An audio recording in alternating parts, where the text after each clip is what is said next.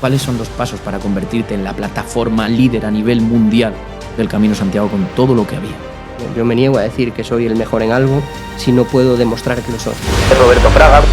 Una persona que se está preparando durante meses, dándose de leches, dejándose la vida, luego salta a un ring y le pegan una paliza. Se cae, fracasa. No somos capaces de ver el proceso. Pilgrim se la pegó 3 veces antes de ganar su primer euro. No jodas. Además de formas traumáticas. Nos liamos la manta a la cabeza y montamos un macro tinglao de bitcoins. Pudimos gastarnos 1 millón de euros en algo que no usó nada. ¿Le pediste dinero a tus padres? Le pedí dinero a mi padre. Y flipó. El tener contactos en el mundo empresarial es tan. Abren puertas que tú solo serías incapaz de abrir. Recibimos una oferta de 1 millón de euros de inversión. Sin vosotros buscarla. Sin nosotros buscar. ¿Cuánto factura Pilgrim al año? Porque es una barbaridad. Son unos... Hostia.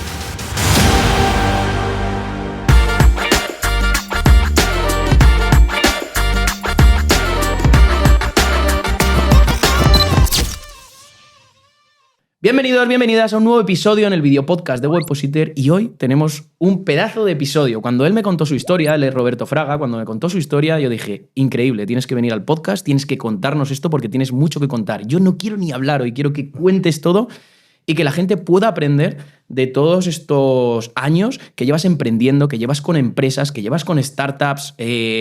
Una barbaridad, no quiero adelantar nada, quiero que la gente...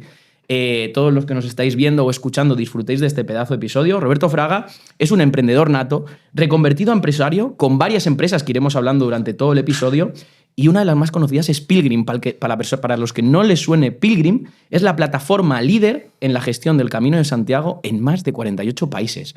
Ahí es nada. Da bastante dinero el Camino de Santiago, ¿no?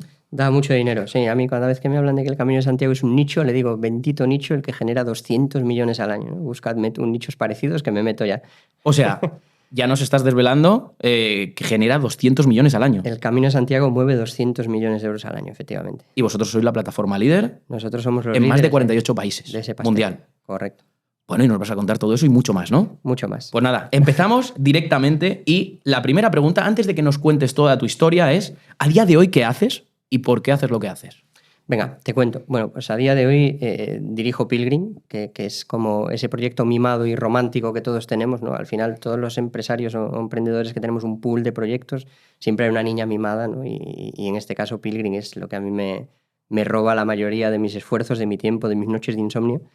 Pero a mayores dirijo otros proyectos digitales en diferentes sectores. Dirijo una consultora de transformación digital. Acabo de firmar esta misma semana en el notario mi entrada en otra empresa chiquitita para la gestión de eventos que está arrancando.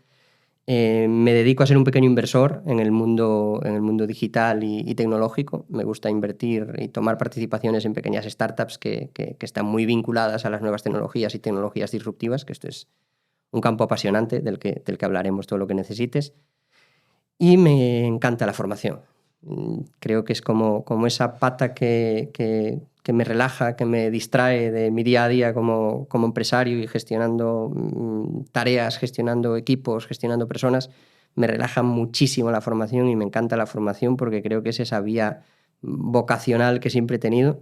Y tengo la suerte pues, de estar colaborando con las principales entidades formativas a nivel mundial, como Stanford, MIT, que es posiblemente la mejor universidad del mundo hoy por hoy a nivel tecnológico y digital. Y desde luego aquí en España también con todos aquellos lugares donde llevo años haciéndolo. Trato de no perder el vínculo porque me encanta ver la ilusión en las caras de las personas que serán los emprendedores del mañana, ¿no? Y creo que eso... Los que hemos pasado por este camino tenemos que cultivarlo, tenemos que ayudarles y tenemos que buscar este concepto tan romántico que se ha dicho tantas veces de devolverle al ecosistema lo que te ha dado, pero yo creo firmemente en esa alineación de los astros, ¿no? Que los que hemos tenido suerte hay que devolver esa pata. O sea, por resumir, has montado empresas que ahora gestionas, también estás metido en el mundo del startup, inviertes en startups, gestionas startups, etcétera, etcétera. Mentorizo startups. Y mentorizas startups y aparte formas a futuros emprendedores en las mejores universidades a nivel mundial. Efectivamente. ¿Y cómo has llegado hasta aquí? Cuéntanos tu historia. Así que ya he dicho que la gente quiero que te descubra porque muchas veces tenemos por podcast gente muy buena, pero que ya es muy conocida, pero en este caso creo que la gente tiene que descubrirte y todo lo que se puede aprender de ti es brutal. Así que cuéntanos cómo empezaste hace 20 años. Yo ya un poco me lo sé por lo que hemos hablado, por lo que hablamos allá en Galicia. Pero cuéntanos cómo empezaste, cómo has llegado hasta aquí, cuál fue tu camino y todas las empresas que has ido constituyendo, negocios, etcétera, etcétera.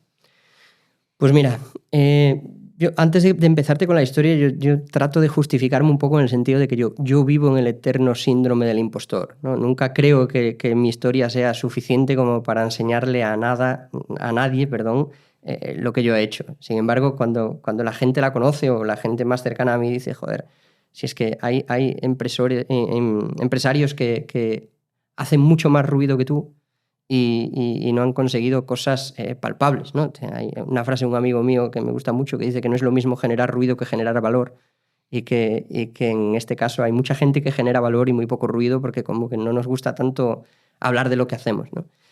Mi historia no es ni mucho menos, lo digo siempre, la historia que emocionó a Spielberg para grabar una peli, pero sí que es una historia curiosa como la de muchos, ¿no? Yo no soy ese típico que le quedaban 50 euros en el bolsillo y de repente conseguí superar mis miedos y montar algo grande de la nada. Yo soy un tío de un gallego, de una aldea muy pequeña, como somos el 80% de los gallegos. Galicia está muy atomizada en pequeñas poblaciones y en la mía pues había 40 vecinos, de los cuales 35 tenían más de 80 años. Con lo cual nos tocaba remar a los que éramos de esa zona pequeñita de interior y mi casa, somos una familia numerosa, yo soy el menor de 5 hermanos y vivíamos del campo como pasaba, pues repito, en los años 80 en el 80% de las familias gallegas, ¿no? En mi casa concretamente había 10 cabezas de ganado, que era la que nos daba de comer a todos los hermanos, y 10 cabezas de ganado entre 5 hermanos tocábamos a 2 cabezas por hermano, ¿no? Entonces a mí me asustaba un poco esa ratio. Decía yo, joder, esto lo veo complicado, ¿no? Y llegó el momento de dar ese paso de irte a la universidad, ¿no? Cuando el verano, en los 17 a los 18 años, te toca largarte a la universidad y te tienes que plantear cómo encamino yo ahora mi futuro y sobre todo hay poder adquisitivo en casa para poder dar este paso. Bueno, yo sabía que aunque no lo hubiese, mis padres harían un esfuerzo titánico, como hicieron con el resto de mis hermanos, porque al final ninguno tuvimos que renunciar a nada por situación económica, ni familiar, ni mucho menos. Pero tampoco lo quería, precisamente por esa coyuntura de que yo era el menor de los 5 y mis padres ya empezaban a estar mayores, ¿no? Decía, joder, toca más que curre yo, que no que esta gente se siga partiendo el lomo para pagarme a mí los estudios, ¿no? Entonces yo encontré trabajo, fue mi única experiencia por cuenta ajena hasta el día de hoy. Encontré trabajo en una empresa que se dedicaba a hacer instalaciones de frío industrial en diferentes áreas comerciales grandes, ¿no? Tipo Carrefour, Alcampo, Corte Inglés. Cada vez que se echaba una instalación de esas a andar, eso va con una serie de autómatas que son las que programan pues, a qué horas se encienden, a qué horas se apagan, etc., ¿no? Entonces yo había aprendido a programar de forma autodidacta. Uno de mis hermanos se había comprado el primer PC que hubo en casa y tenía los típicos disquetes y CDs con diferentes cursos de programación de lenguajes básicos, tipo C, Pascal, etc. Y ahí fue como yo fui aprendiendo poquito a poco a programar de forma autodidacta y de ahí aprendí a trastear con autómatas y demás. Y bueno, entré en esa empresa a trabajar 2 meses durante mi verano previo a la universidad. Yo sabía que eso tenía un inicio y un fin, ¿no? Que era un proceso caduco y que cuando llegase septiembre a mí me tocaba volver a lo mío, que eran los estudios, y tratar de arreglarme con la pasta que había generado esos 2 meses. Entonces yo tenía un amigo que fíjate tú por dónde hoy es nuestro responsable de sistemas a nivel grupo empresarial, una de las personas más top que conozco dentro del mundo de la ciberseguridad, de la infraestructura de sistemas y demás, que tenía una tienda informática por aquel momento. Él también acababa de arrancar hacía pocos años, ¿no? Entonces le dije, oye, necesito que me hagas un favor.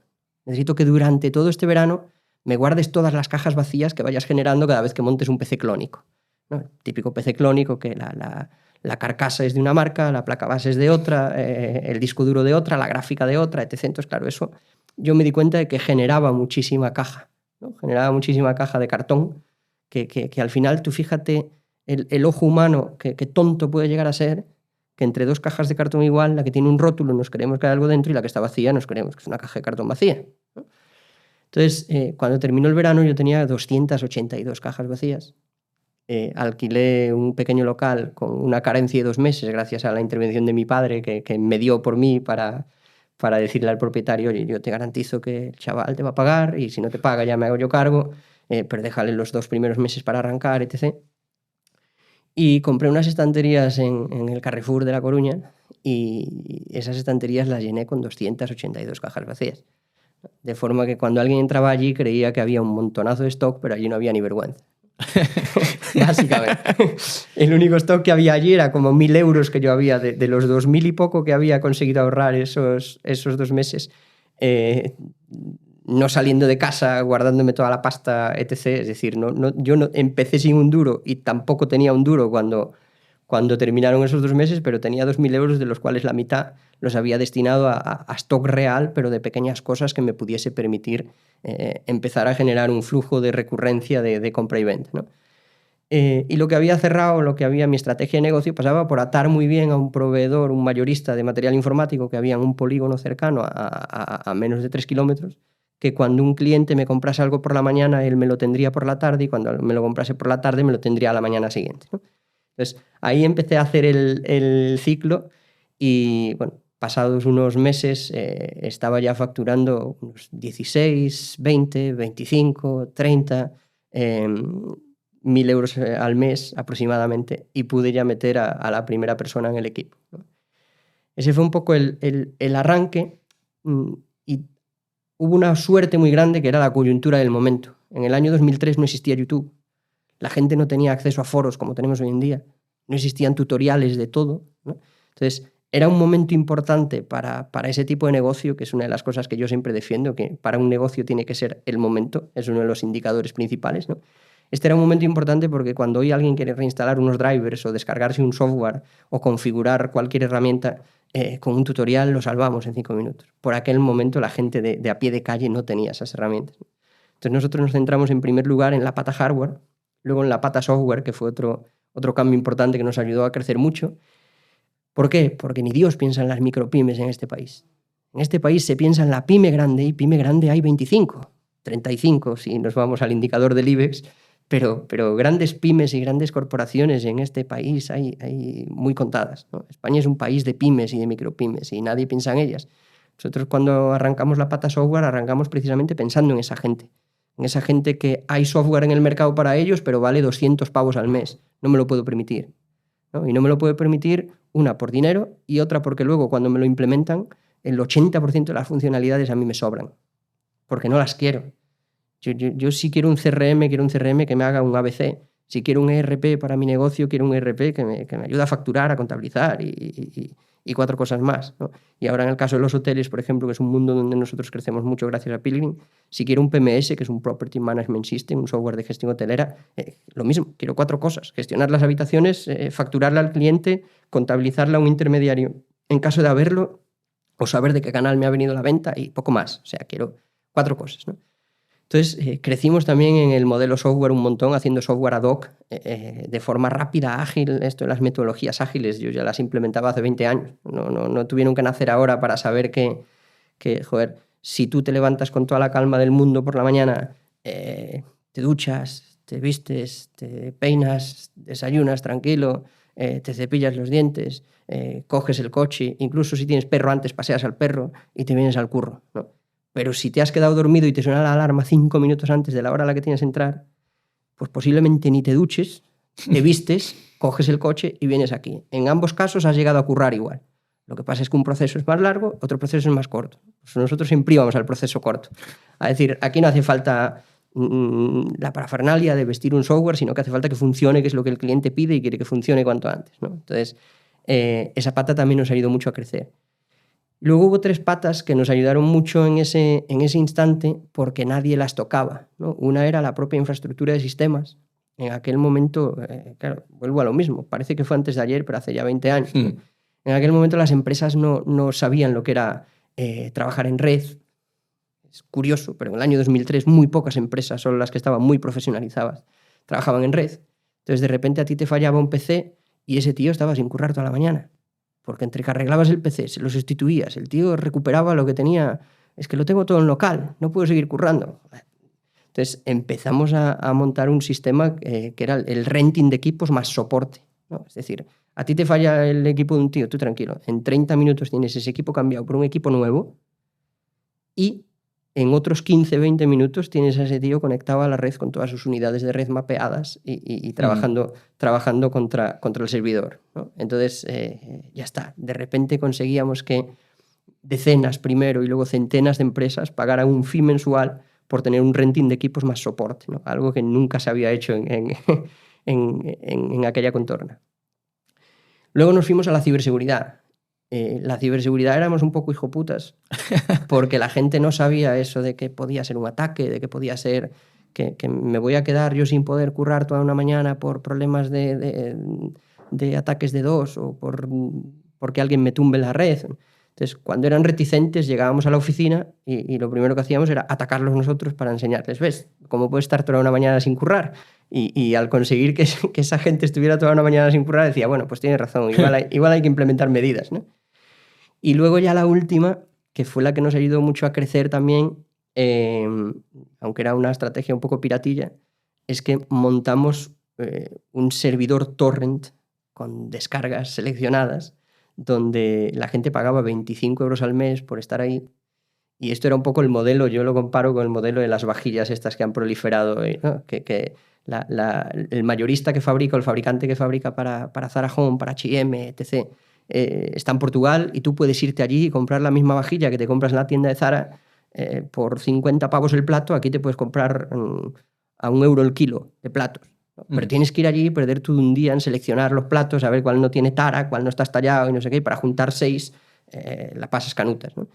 Pues en aquel momento con las pelis y la música pasaba lo mismo. La gente, todo el mundo sabía lo que era uTorrent, todo el mundo sabía lo que era Ares, lo que era Emule, Sí. pero a la gente le daba por saco el saber si la peli que se estaba descargando iba a ser la versión original o iba a ser cosa chunga que luego emitía gemidos al ponerla, ¿no? Entonces, lo que hacíamos nosotros era ese proceso de curación.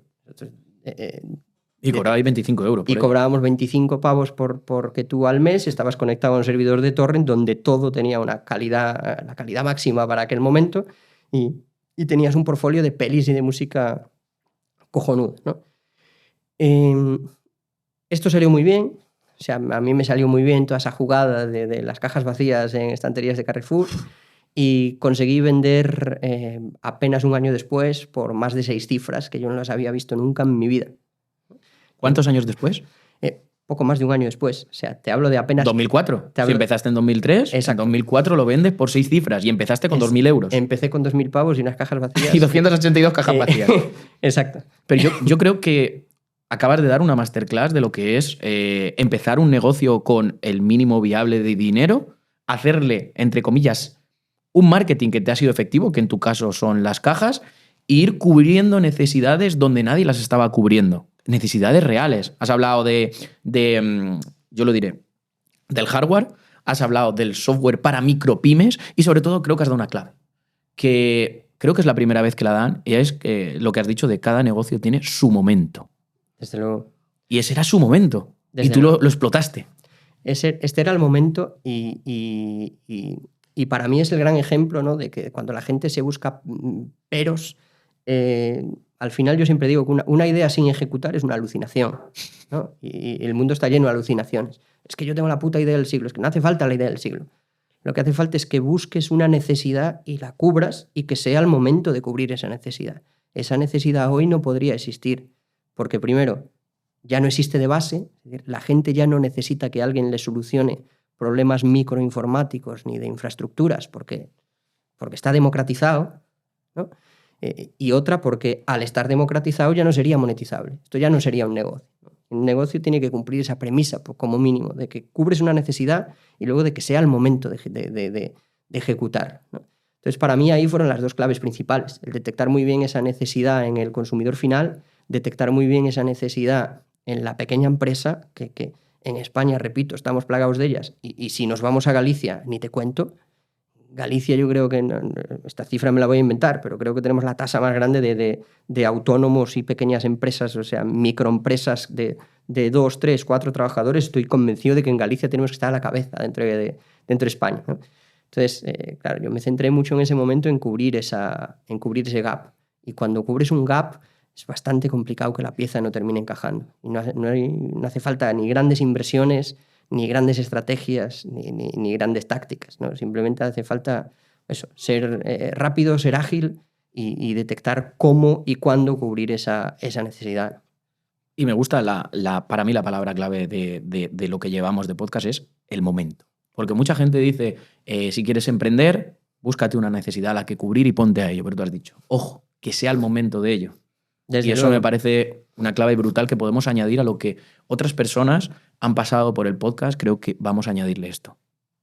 Desde luego. Mira, yo te voy a contar una anécdota precisamente relacionada con el momento, ¿no? Que es que esta es la cara B, ¿no? Que es la cara de cuando te la pegas. ¿Qué te ha pasado también? Bueno, me ha pasado como le ha pasado a todo el mundo. Es cierto que tengo la suerte, yo no sé si porque se alinean los astros o porque soy muy cabezón tratando de determinar muy bien esas necesidades antes de saltar al vacío, pero tengo la suerte de que solo me ha pasado un par de veces. No puedo mentir diciendo que me la haya pegado 20 veces. Sí es verdad que me la he pegado incluso con Pilgrim. Esta es una historia que muy poca gente sabe. Pilgrim se la pegó 3 veces antes de ganar su primer euro. No jodas. De esto luego si quieres te lo Vale, luego cuando entremos en si quieres Pilgrim, te lo cuento. Además de formas traumáticas que cualquier otra persona hubiese mandado el proyecto a tomar por saco. Y yo, sin embargo, quise seguir con él a muerte por lo que te decía antes, porque es como mi proyecto romántico, ¿no?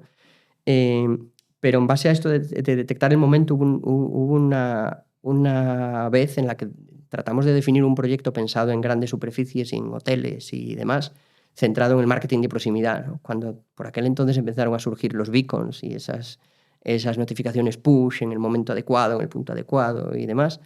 Claro, nosotros nos liamos la manta a la cabeza y montamos un macro tinglao cojonudo, con una app súper potente, con una infraestructura de beacons súper potente, etc. Y nos pegamos semejante cacharrazo en la cara bestial, porque ni las grandes superficies, ni la hotelería, ni el retail estaban preparados para algo cuando ni siquiera hacían una estrategia digital base buena como para de repente tú irles con un Mazinger Z, ¿no? Entonces nos la pegamos de forma curiosa porque no quisimos hacer un producto mínimo viable.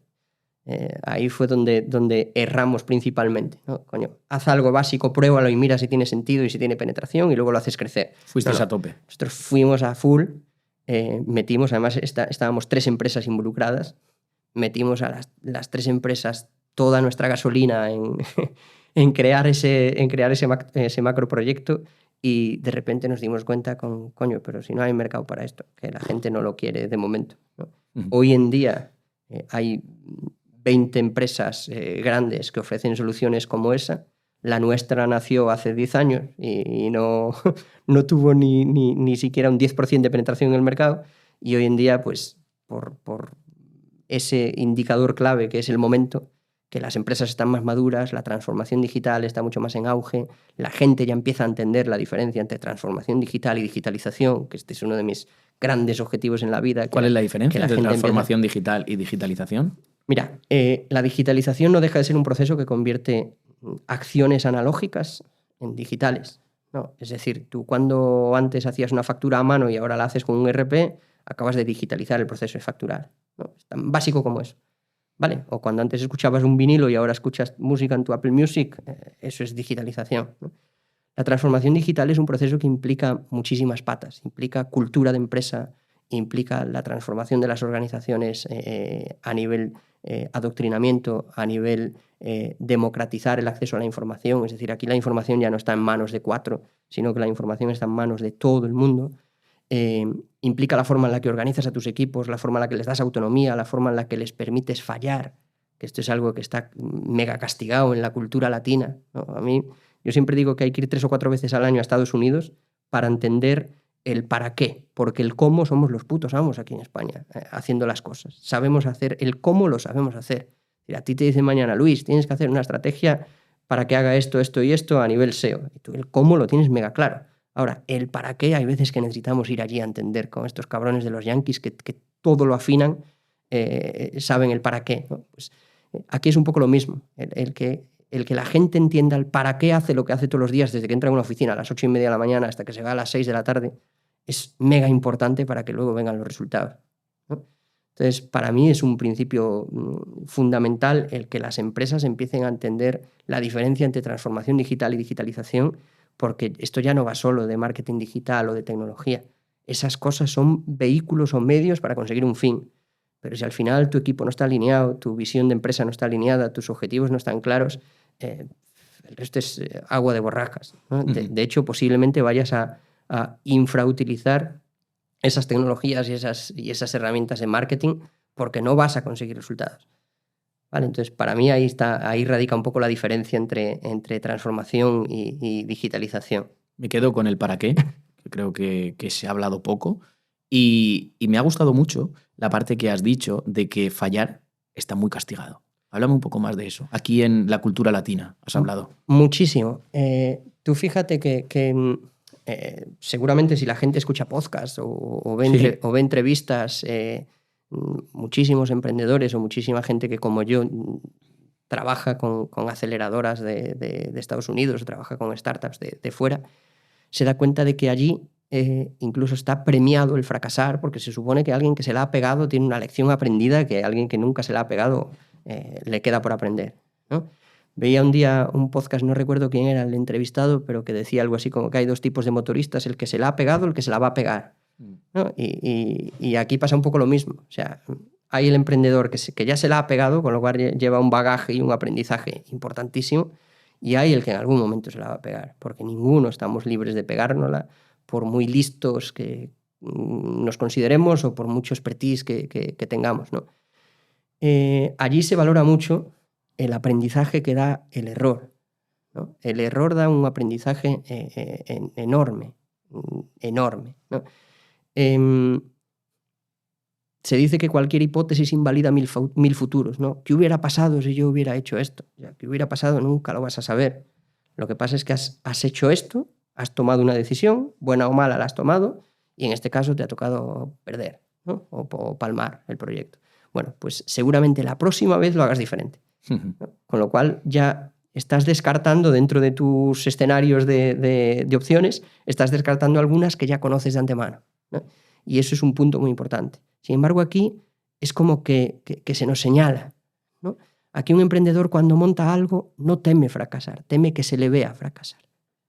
Y esto es un putadón cultural, ¿no? Porque, joder, te estás exponiendo, estás arriesgando tiempo, dinero, recursos, ilusiones, que a veces no las metemos en la ecuación, solo metemos el tiempo, el dinero, las ilusiones son muy jodidas cuando las pierdes, ¿no? Y esa gente ya parte con una mochila súper pesada, sí, que no es el miedo a fracasar, sino el miedo a, si me ven fracasar, a ver si encuentro curro yo cuando quiera volver luego a olvidarme del emprendimiento, ir a llamar a una puerta, a presentar un currículo, a ver si encuentro curro o voy a ser el pringao al que le fue mal con su startup, a ver si voy a tener la fuerza de volver a intentarlo con otro proyecto diferente. Y eso es todo un factor cultural, ¿no? Y de hecho, me jode a veces ver que incluso disfrutamos viendo fracasar a la gente. Y esto es algo que me cabrea muchísimo. Y de las pocas cosas que no me gusta de la cultura española y de la cultura latina, que es ese tío que se ha esforzado y se ha rascado las rodillas currando como un desgraciado para sacar un proyecto, para tratar de sacar una startup adelante con todo lo que eso implica, en un escenario tan fastidiado como el español, ¿no? Porque aquí digamos que los pecados capitales de los emprendedores o de las empresas en España son tres, ¿no? Que yo le llamo la ABC, que es la autocomplacencia, la burocracia y la condescendencia, ¿no? Entonces es complicado, teniendo en cuenta esos tres factores, sacar un proyecto adelante aquí. Y sin embargo hay veces que estamos esperando al fallo para decir, ves, ya sabía yo que no le iba a ir bien. Después de que esa persona que ha fallado ha tenido un trabajo detrás brutal y ha tenido las narices de tomar una decisión y de enfrentarse a ello, ¿no? Yo esto lo comparo un poco y ahora estoy empezando a tener muchísimo más respeto hacia todo ello con el mundo, por ejemplo, del boxeo, que me parece súper apasionante. Una persona que se está preparando durante meses, dándose de leches, dejándose la vida, y luego salta a un ring y le pegan una paliza. Exacto. Pero la gente no se ríe. La gente dice, ¿qué narices ha tenido de meterse ahí?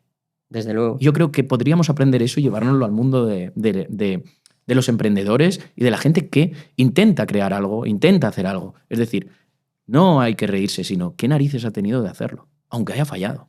Desde luego, ¿no? Yo creo que de la cultura del deporte se deberían sacar muchos aprendizajes para la cultura de la empresa. Porque creo que va muy de la mano, porque al final todo es cuestión de KPIs o de indicadores muy similares, ¿no? Uh-huh. De sacrificio, de constancia, de entrenar. Es que tus skills se entrenan. Sí. El que tú hables mejor hoy que hace 10 años, eso se entrena. El que tú aprendas determinadas cosas que necesitabas saber es constancia, es sacrificio, es renunciar a ciertas cosas por hacer lo que estás haciendo en ese momento, ¿no? Que esto es un poco lo que hacen esos grandes deportistas, ¿no? Decía un día Usain Bolt que yo entreno 4 años para correr 10 segundos. Y es la pura verdad. Y cualquier otra persona en su sano juicio desde casa, viéndolo desde un punto de vista racional, dice, coño, es verdad. 4 años para 10 segundos, que den por saco, sí. Que le den por saco a esto, ¿no? Pues esto es lo mismo. Quiero decir, hay gente que hace más horas que un reloj, que curra muchísimo, que trata de formar un equipo, que trata de aprender, que se traga charlas TED, que se lee libros de emprendedores, que hace las de Dios, y sin embargo, cuando llega el momento, pues se cae, fracasa. Y solo vemos ese punto final si no somos capaces de ver el proceso, ¿no? No somos capaces de ver que ese tío posiblemente yo lo quiero en mi equipo, ¿no? Porque se ha tragado, vuelvo a lo mismo, ha aprendido inglés, se ha tragado charlas TED, ha aprendido un montón de palabras que dicen los yankees como cash flow, las de Dios, revenue, business angel, venture capital y no sé cuánto más. Coño, eso de algo va a servir seguro. A 2 perfiles iguales, a mí dame a ese, que por lo menos ya le ha ido mal. Entonces, un aprendizaje lo ha ganado segurísimo, ¿no? Estábamos hablando de que vendiste la empresa al año, en 2003, por más de, o sea, por 6 cifras. Correcto. ¿Vale? ¿Y luego qué? ¿Vendes y qué pasa? Mira, pues luego vendes y lo primero es que sientes esa sensación de ahora yo seré capaz de volver a hacer algo que salga bien. ¿Te entra miedo? Sí, te entra miedo. Ostras. Te entra miedo. Esto es una sensación que yo experimenté en su día y que he experimentado más veces después de que las cosas te salgan bien, ¿no? Después de que las cosas te salgan bien, tú siempre tienes esa sensación de ¿volveré a ser capaz de hacerlo bien? ¿O es que ya 3 veces de suerte ya es imposible, ¿no? Bueno, lo que hice ahí fue montar una consultora. A mí me apasionaba todo este mundo de la tecnología, de lo digital, y volviendo a entender un poco la necesidad de la pyme, nos fuimos al modelo de consultoría, ¿no? Es decir, a veces la pyme no tomaba la decisión correcta porque no había quien le enseñara a tomar la decisión correcta, ¿no? Y entonces ahí nos centramos un poco en el modelo de consultoría. Ese modelo de consultoría que nos focalizó hacia la formación, a pymes y a micropymes en diferentes ámbitos, y nos focalizó a especializarnos un poco en aquello que por aquel entonces estaba empezando a estar en auge también, una vez más, el momento, ¿no? Que era la famosa Ley Orgánica de Protección de Datos o la ISO 27001 de Seguridad de la Información. De repente, en el año 2004 ya empezaba a haber grandes webs que recogían datos críticos, ¿no? Y de repente eso estaba sin regular, hasta que empezó a regularse con estas 2 normativas principalmente, ¿no? La Ley Orgánica de Protección de Datos y la Seguridad de la Información. Y ahí empezamos a trabajar mucho en esas dos vertientes. Nunca dejamos de lado la parte de la creación de páginas web y toda esta parte de la estrategia tecnológica, ¿no? En explicarte un poco qué stack merece más la pena para ti o qué tipo de software merece más la pena para ti, sobre todo ante la inflexibilidad del entorno. De aquella no había software as a service. Yo me cojo este trozo sí, pero este trozo no. No, de aquella era, mi programa hace esto. Si lo quieres, lo pagas, y si no, pues mala suerte. Y si lo pagas, que sepas que te van a sobrar 27.000 funcionalidades, ¿no? Volvemos a lo que hablábamos antes, ¿no? Y empezó a crecer mucho más un par de patas que todas las demás, ¿no? Una era la de la Ley Orgánica de Protección de Datos. Yo por aquel entonces creo que estudié más que en la universidad porque me tuve que hacer auditor de todo, de Ley Orgánica de Protección de Datos, de seguridad en la información, de las de Dios. Pero empezó a crecer mucho el diseño web, ¿no? Ya la gente empezaba a entender un poquito que hay que estar en Internet, aunque solo sea como mis páginas amarillas, pero en digital, ¿no? Un catálogo en Internet. Ese catálogo que era la red en aquel entonces y la gente quería su web corporativa. Claro, yo ahí no sé si es ético o si no, voy a entrar en un debate curioso, pero yo por aquel entonces vendía webs hechas en Dreamweaver a 3.000 y 4.000 euros, webs hechas en HTML y CSS a pelo a 4.000 o 5.000 euros y aquellos Joomlas que antes de WordPress la gente le gustaban tanto porque eran tan visuales y tan vistosos y ni Dios se preocupaba de si eso posicionaría o no, entre otras cosas porque el SEO aún no estaba en boca de todos. Pues de 6.000 a 7.000 euros, ¿no? Entonces, ahí fue donde yo empecé a entender el potencial de crecimiento en los próximos años de todo lo que tuviese que ver con la presencia online. Fue quizá mi toma de contacto más real, aunque en la empresa anterior ya habíamos hecho muchas webs y muchos desarrollos ad hoc. Ahí fue donde de verdad empecé a entender, desde la óptica de un consultor, capacidad de recorrido que podría tener este tinglado, ¿no? Y bueno, eso fue creciendo, hasta que, como unos 6 años después, en el 2010, monté un proyecto específico para eso, ¿no? Que era una agencia digital, donde solamente desarrollábamos webs y ya empezábamos a meternos en el ámbito del posicionamiento web, de la analítica digital, de estos campos en los que luego me ha gustado trabajar tanto y he aprendido tanto, porque realmente a mí me pilló un poco la ola sobre la marcha, ¿no? Yo nunca he sido un perfil digital puro, sino que he ido teniendo que aprender a base de hostias, básicamente. Y sobre todo porque mis clientes tenían una necesidad y yo tenía que resolver esa necesidad y tenía que resolverla con solvencia, ¿no? Porque si algo me ha caracterizado siempre, y por eso este síndrome del impostor eterno, ¿no? Es que yo me niego a vender humo enlatado, ¿no? Yo me niego a decir que soy el mejor en algo si no puedo demostrar que lo soy, ¿no? Entonces, ahí empezó a crecer mucho con esa nueva empresa eso, el desarrollo web, la implementación de analítica, el posicionamiento web, la gestión de campañas de paid, muy poquito por aquel entonces, de momento, la gestión de redes, porque claro, en el año 2010 todavía las empresas no estaban dispuestas, vuelvo al momento otra vez, todavía no estaban dispuestas a abrir la billetera para que alguien le gestionara Facebook. Pero ¿cómo voy a pagar para que alguien me gestione una red social donde yo subo fotos de mis gatos? Esto no le encuentro una razón de ser, ¿no? Y eso también siguió creciendo y siguió escalando poquito a poco y dándonos una vez más pues, beneficios que nos permitían comer y sentirnos muy a gusto y ahorrar dinero. En medio de todo este proceso me pasó una anécdota muy curiosa, que es que yo me fui por tercera vez al Camino de Santiago.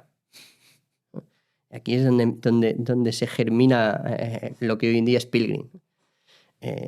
Había vendido la empresa informática, había montado la consultora, después había montado la agencia digital y me fui por tercera vez al Camino de Santiago. En una de las etapas empezaba a llover, como pasa 362 días al año cerquita de Santiago de Compostela. Era la penúltima etapa del camino y yo me fui a refugiar a un sitio de estos donde la gente de aldea guarda el tractor, ¿no?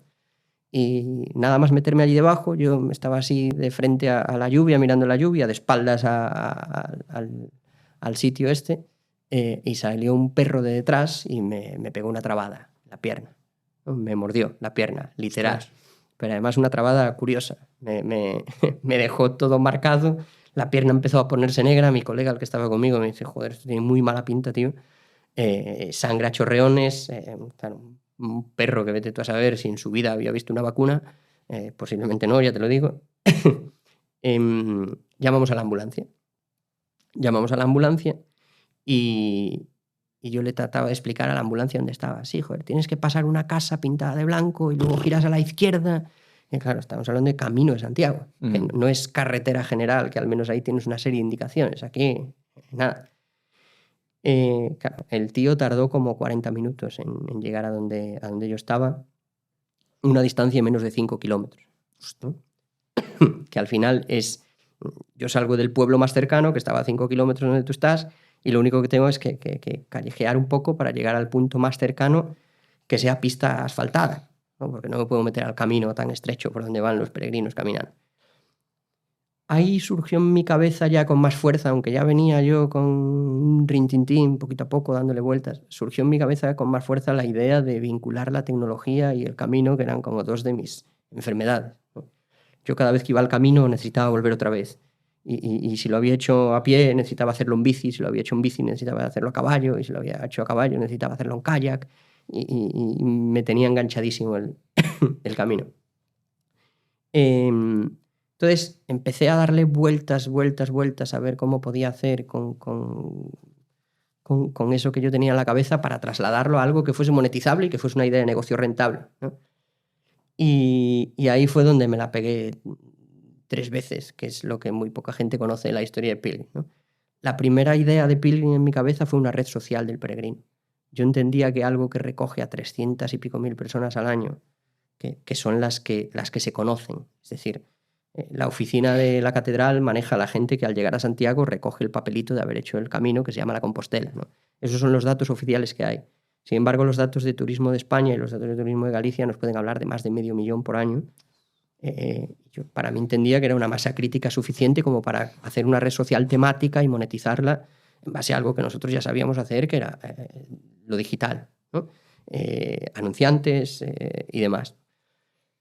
Empezamos a forjar ese proyecto, a la gente le gustó la idea, yo se lo propuse a la universidad, yo por aquel entonces ya había terminado la ingeniería, había empezado administración de empresas, la estaba terminando, se lo propuse a mi universidad, y su idea fue algo así como que fuésemos una spin-off, ¿no?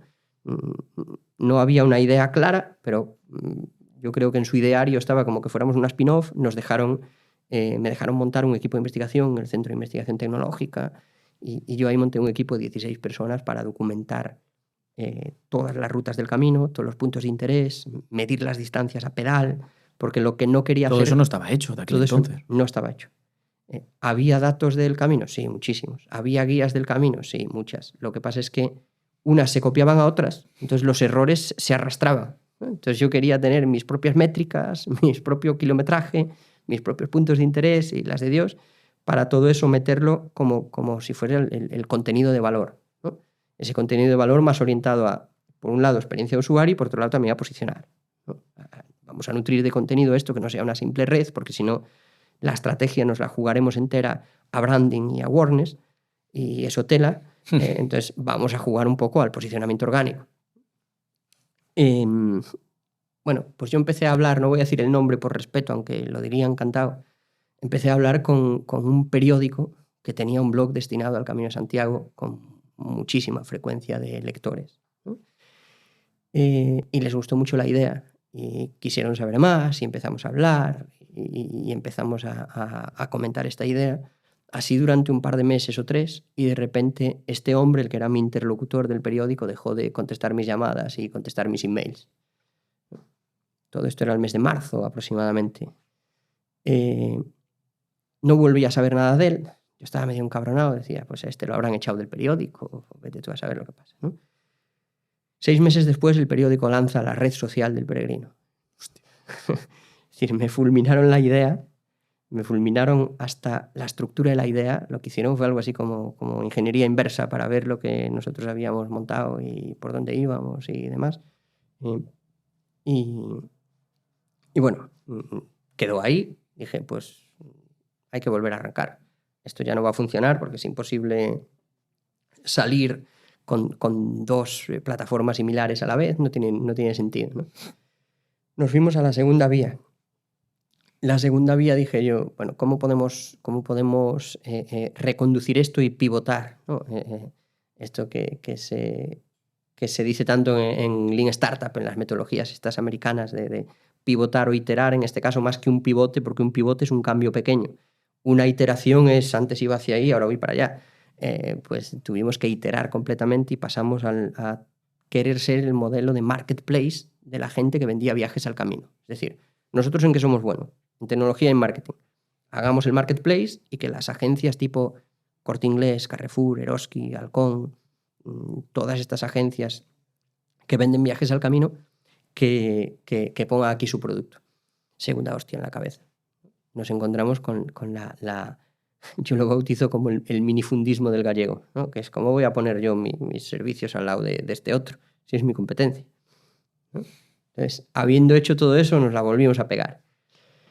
Y la tercera fue, pues... Estamos hablando de mucho dinero, ¿no? También. Mucho dinero. Mucho dinero. ¿Cuánto pudisteis llegar a perder? Te hablo de que, sumando la tercera, que fue la que vas a contar ahora. La que voy a contar ahora, pudimos gastarnos 1 millón de euros en algo que no usó nadie.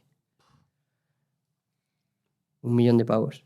Así fácil y sencillo, ¿no? Que se dice pronto. Y seguías insistiendo. Y yo seguía insistiendo, sí. ¿Qué te llevaba a insistir? Bueno, cuéntanos la tercera y luego me dices qué te llevaba a insistir. Mira, la tercera... yo entendía que con todo ese contenido que teníamos, que era valiosísimo, que había que hacer algo y había que hacer algo ahora pues cada vez más centrado en el usuario, ¿no? Que el usuario al final era el peregrino. Y el peregrino era de múltiples países, era de Europa, era americano, era asiático, era español, por supuesto. Entonces dijimos, oye, pues hagamos una buena app. No hay una app líder del Camino de Santiago, hagamos una buena app. Y empezamos a hacer una buena app. Y una vez más volvimos a cometer el error nos olvidamos del MVP y de testar que eso funcionara y que quisimos hacer el macroproyecto de las apps que haya parido madre, integrando chats de mensajería instantánea que pudieses filtrar por geolocalización para hablar con peregrinos cercanos a ti. Quisimos crear una especie de cuaderno de bitácora subir a un feed las fotos geolocalizadas. O sea, nuestro ideario todo era la hostia. O sea, el proyecto era, esto es imposible que salga mal porque ¿quién no va a querer llevar esto en su mano? ¿Sabes lo que usaba la gente luego? El seguimiento de las etapas. ¿Cuántos kilómetros hay de una etapa a otra? Y ponme a seguir. O sea, la parte que más se parece a Strava o a Wikiloc era lo único que usaba la peña. El resto no usaban ni una sola funcionalidad. Sobraban todas. Sobraban todas. Entonces, nada, tercera vez nos la volvimos a pegar. En todo eso, pues posiblemente nos gastamos sobre 1 kilo. Y yo quería seguir insistiendo porque para mí este era un proyecto que... ¿Pero qué te llevaba a insistir? O sea, te habías fallado 3 veces, llevas 1 millón de euros gastado. Quiero entender un poco en tu mente qué es lo que hacía que decía, seguimos.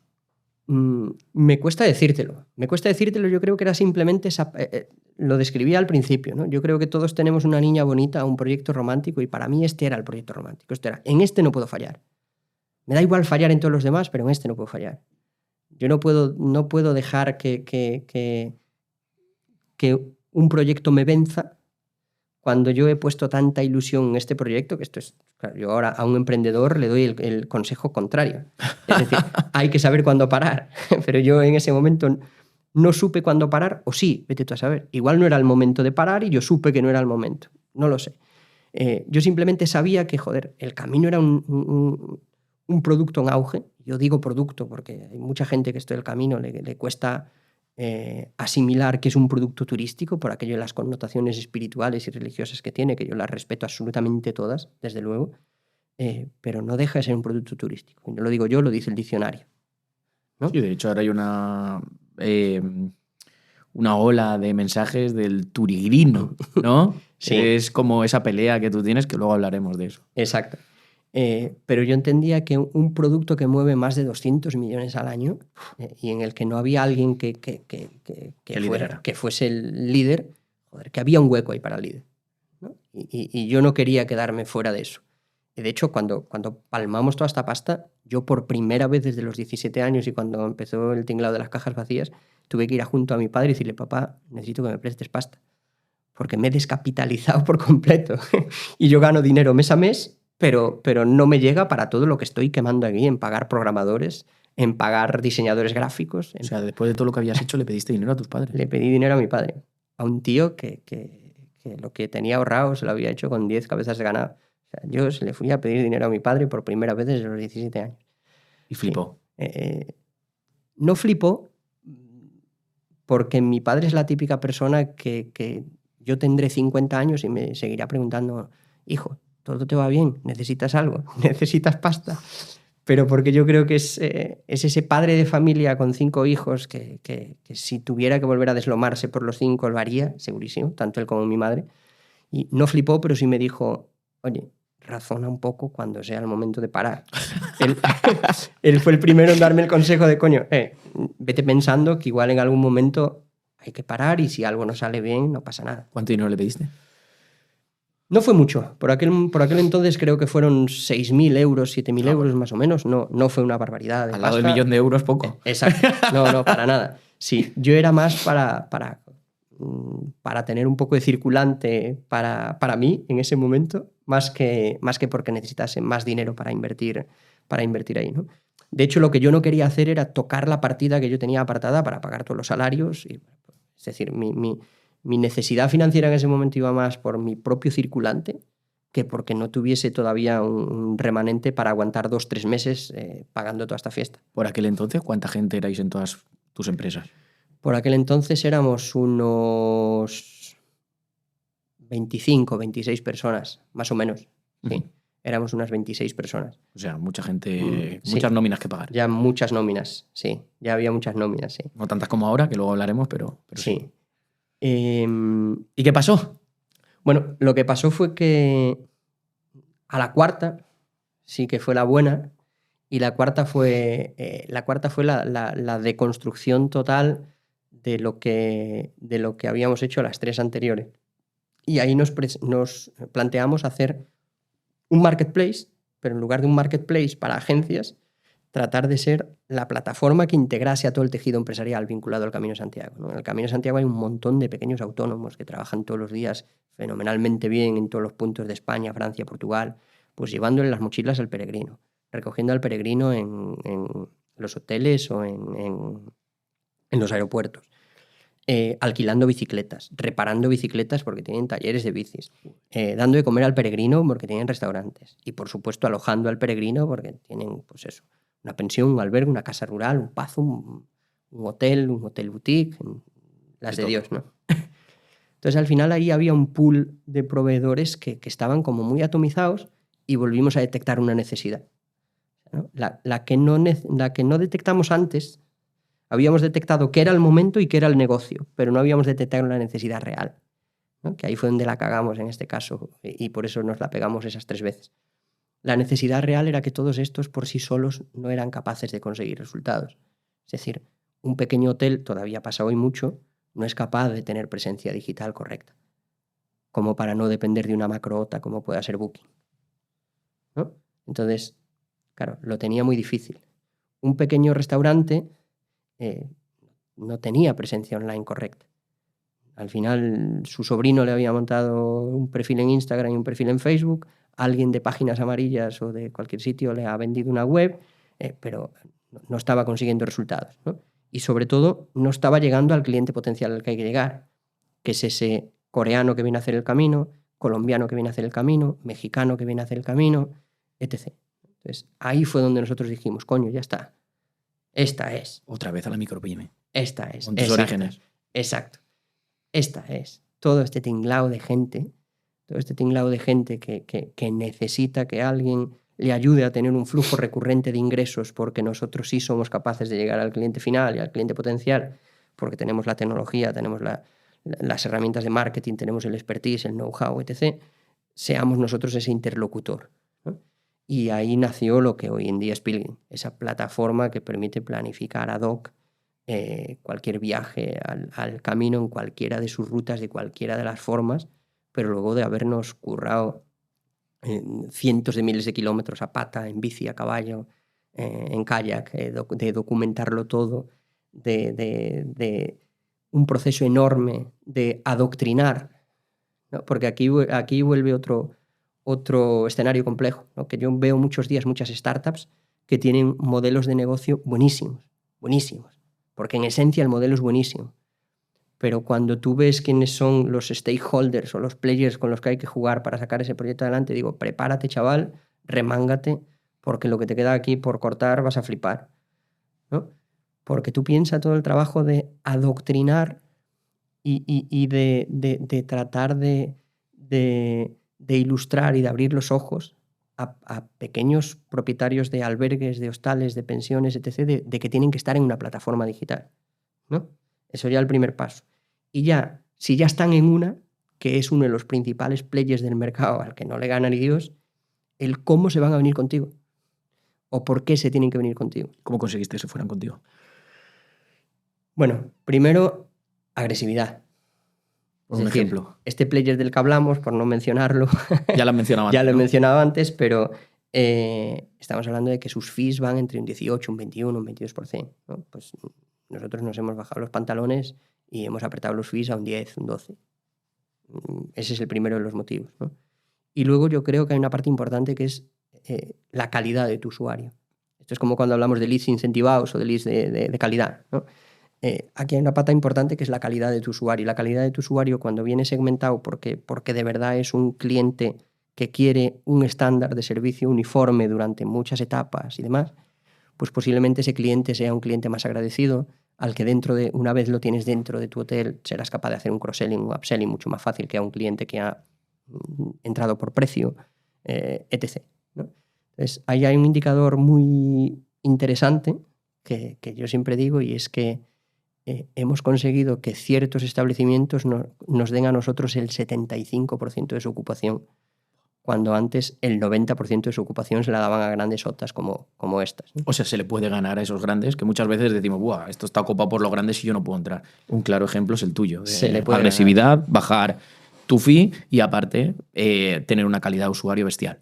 Exacto. Se le puede ganar. Es cierto que nosotros podemos ganar porque al final no hablamos de una estancia corta de una noche, sino que hablamos de varias noches. Entonces, bueno, podemos defender de otro modo ese margen o ese fee, pero sí, se le puede ganar con mucho esfuerzo, mucha doctrina, mucha puerta fría, mucho picar piedra y sobre todo con un trato directo impecable. Aunque es curioso que nosotros tenemos ahora mismo pues unos 7.000 alojamientos integrados en nuestra plataforma y unos 5.000... 7.000 solo del Camino de Santiago. Solo del Camino de Santiago. Y unos 5.000 o 6.000 proveedores de servicios y a todos los conocemos. ¿A todos? A todos. O sea, una diferenciación vuestra con respecto a las grandes plataformas estas que hemos hablado es vuestro contacto directo, vuestra cercanía, vuestra atención y vuestro soporte. Exacto. Y luego el face-to-face, los viajes de inspección, los viajes de prospección, el que nosotros tenemos gente visitando constantemente a sus proveedores para conocerlos personalmente, para ver sus instalaciones, para saber si hay puntos de mejora. En caso de los puntos de mejora, pues ayudarles a esos puntos de mejora. Y una vez más detectar necesidades reales. Vale, pero ¿cómo te conviertes? ¿Cuáles son los pasos para convertirte? Vale, ya nos has explicado cómo ganaste a estas grandes OTAs, a estas grandes plataformas, pero ¿cuáles son los pasos para convertirte en la plataforma líder a nivel mundial del Camino Santiago con todo lo que había? Porque es la plataforma líder, estáis en 48 países liderando y todo el mundo pasa por ahí, porque al final a lo mejor la gente sin darse cuenta no entra en Pilgrim, pero ha entrado en otra web que también pertenece a Pilgrim. Exacto. Y entras por aquí, por allá y al final te lían todos, porque ya te acuerdas que hablamos de la estrategia de SEO en su día, etcétera. Te entran todos, te lían, pum, pum. Y al final, entren por un lado o por otro, te acaban contratando a ti. Converge. Sí, mira, los pasos yo creo que al final hay dos pasos muy claros, ¿no? El primero es conocer a tu usuario. Es importantísimo. Para mí es un dato clave, pero casi de cualquier negocio. Y ahí te basaste en el estudio que hiciste en la universidad. Exacto. Ahí me basé en todo ese estudio que habíamos hecho en el equipo de investigación y casi en un estudio enfermizo del comportamiento del peregrino, ¿no? De irnos al camino, sentarnos con los brazos cruzados a mirar qué hacían. ¿En serio? Hacían. Sí, te lo juro. O sea, espera. O sea, vosotros os ibais, ¿cuántos? ¿Un equipo? Y os sentabais en diferentes zonas y os quedabais así, ¿cuánto tiempo? ¿Y qué hacíais? ¿Anotabais o qué hacíais? Exacto. ¿En serio? Anotábamos, podíamos pasarnos el día entero anotando como hacen los japoneses cuando quieren contar gente, que se sienta en un sitio y la cuentan uno a uno con el pasador este. Pues nosotros nos sentábamos en un sitio y decíamos, fíjate que este tío ha dejado la mochila y después de dejar la mochila se ha ido a comprar un bocadillo. ¿Por qué habrá ido a comprar un bocadillo este tío si todavía son las 10?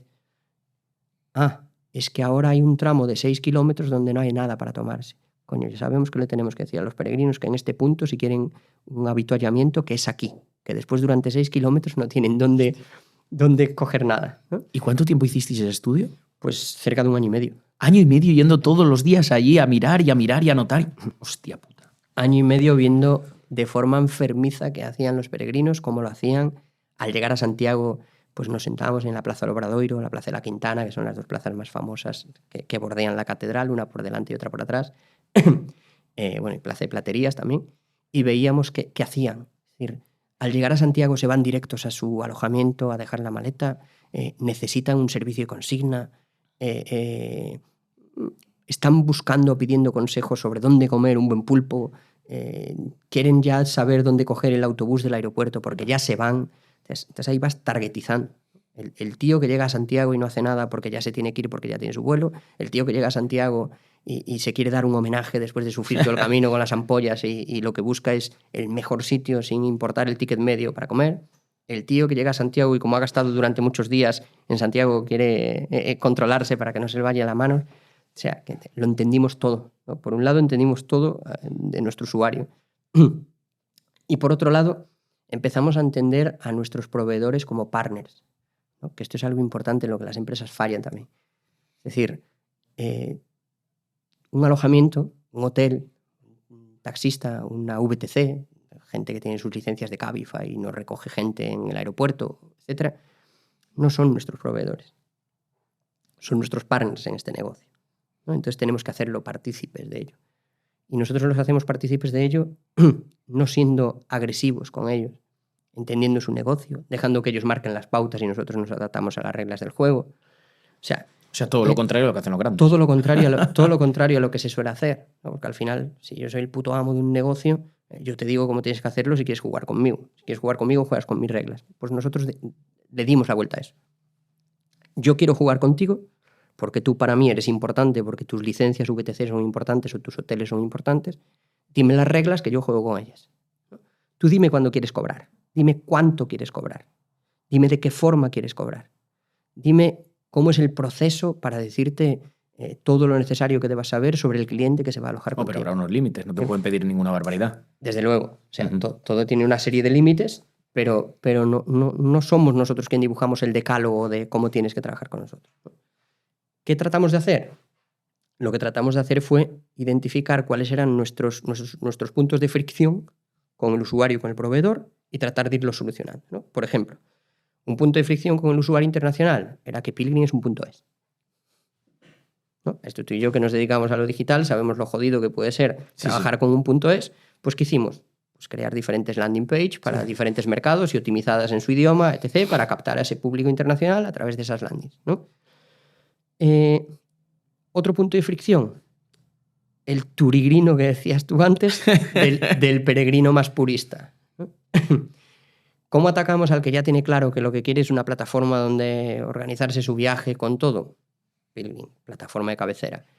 Al que tiene que dar un pequeño rodeo hasta convencerse de que quizá ir con todo reservado es lo mejor para él, porque en pleno agosto te vas a cagar para entrar en cualquier sitio y no sé qué.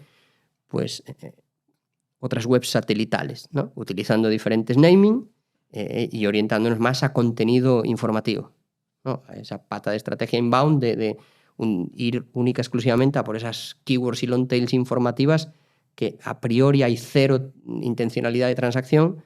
Pero luego la hay. Pero luego la hay. Que es de las mejores estrategias inbound que yo he visto que lo hablamos. Efectivamente, ¿no? Y luego, puntos de fricción en tus partners, en tus proveedores. Pues, a ver, vuelvo al origen de los tiempos, ¿no? A entender a esa micropyme que no se puede pagar un PMS o un motor de reservas o un channel manager, que son estos software que gestionan toda la ocupación que tú le das a Booking, a Trivago, a TripAdvisor, a hoteles.com, etc.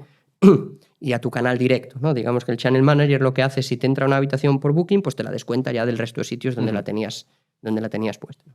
Hay gente que no paga eso porque son muy caros. ¿Qué hicimos nosotros? Matar moscas a cañonazos. Crear el nuestro. Creamos nuestro propio PMS y se lo regalamos a los hoteles. ¿Lo regalasteis? Lo regalamos. Fue una Lo que otros cobran, tú lo regalas. Una penetración importante, pero porque te resuelvo un problema a ti a la par que me lo estoy resolviendo a mí mismo. Es decir, tú ya tienes un software que te puedas permitir porque es a coste cero. Lo hemos hecho pensando en ti porque te conocemos mejor que tú a ti mismo. Sabemos que lo que necesitas es saber quién está en cada habitación, cómo hago el rooming list para asignar habitaciones a clientes, cómo cobro la tarifa pertinente cada día, cómo te facturo cuando te vayas y cómo le facturo en este caso a un intermediario como puede ser Pilgrim que me ha enviado la reserva, y poco más, ¿no? Incluso contabilizar, que ya permitimos contabilizar con un solo clic. Hemos hecho integraciones con Sage, con las de Dios, ¿no? Eso también genera una dependencia tuya. Sí, en cierto caso sí. En cierto modo sí. No obstante, yo soy bastante honesto, ¿no? con nuestros partners. Y vuelvo a lo mismo, porque son partners, no proveedores. Yo trato de que a mí me den el máximo número de camas posible, porque al final yo quiero ser algo parecido a un banco de camas, porque al tenerlas yo no tengo cuello de botella, puedo seguir creciendo exponencialmente, pero yo lo que le recomiendo a los alojamientos es que, igual que era insano tener una dependencia monopolística de cualquier grande player como estas OTAs, es insano tenerla de mí. Y esto lo recalco, ¿no? Es decir, que trabaja tus canales. No solo vivas de mí, trabaja tus canales. Es importante. Y yo creo que esta honestidad también juega a nuestro favor, ¿no? La parte de, mira, tío, no, porque si un día yo te fallo, tú te mueres de hambre. Y yo sé lo jodido que es estar apretado, ¿no? Entonces, creo que esa parte es importante. Y después, a partir de ahí, muchísima inversión.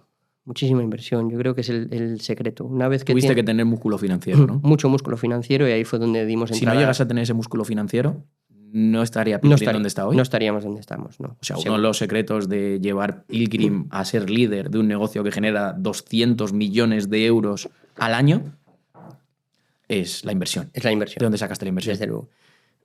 Mira, cuando el modelo 4, la V4, empezó a dar resultados, ese modelo de marketplace donde ya nosotros... La prueba 4. Donde ya nosotros integrábamos al prestador final del servicio y creamos una herramienta muy disruptiva, que era un planificador interactivo donde tú troceas las etapas como te da la gana y demás.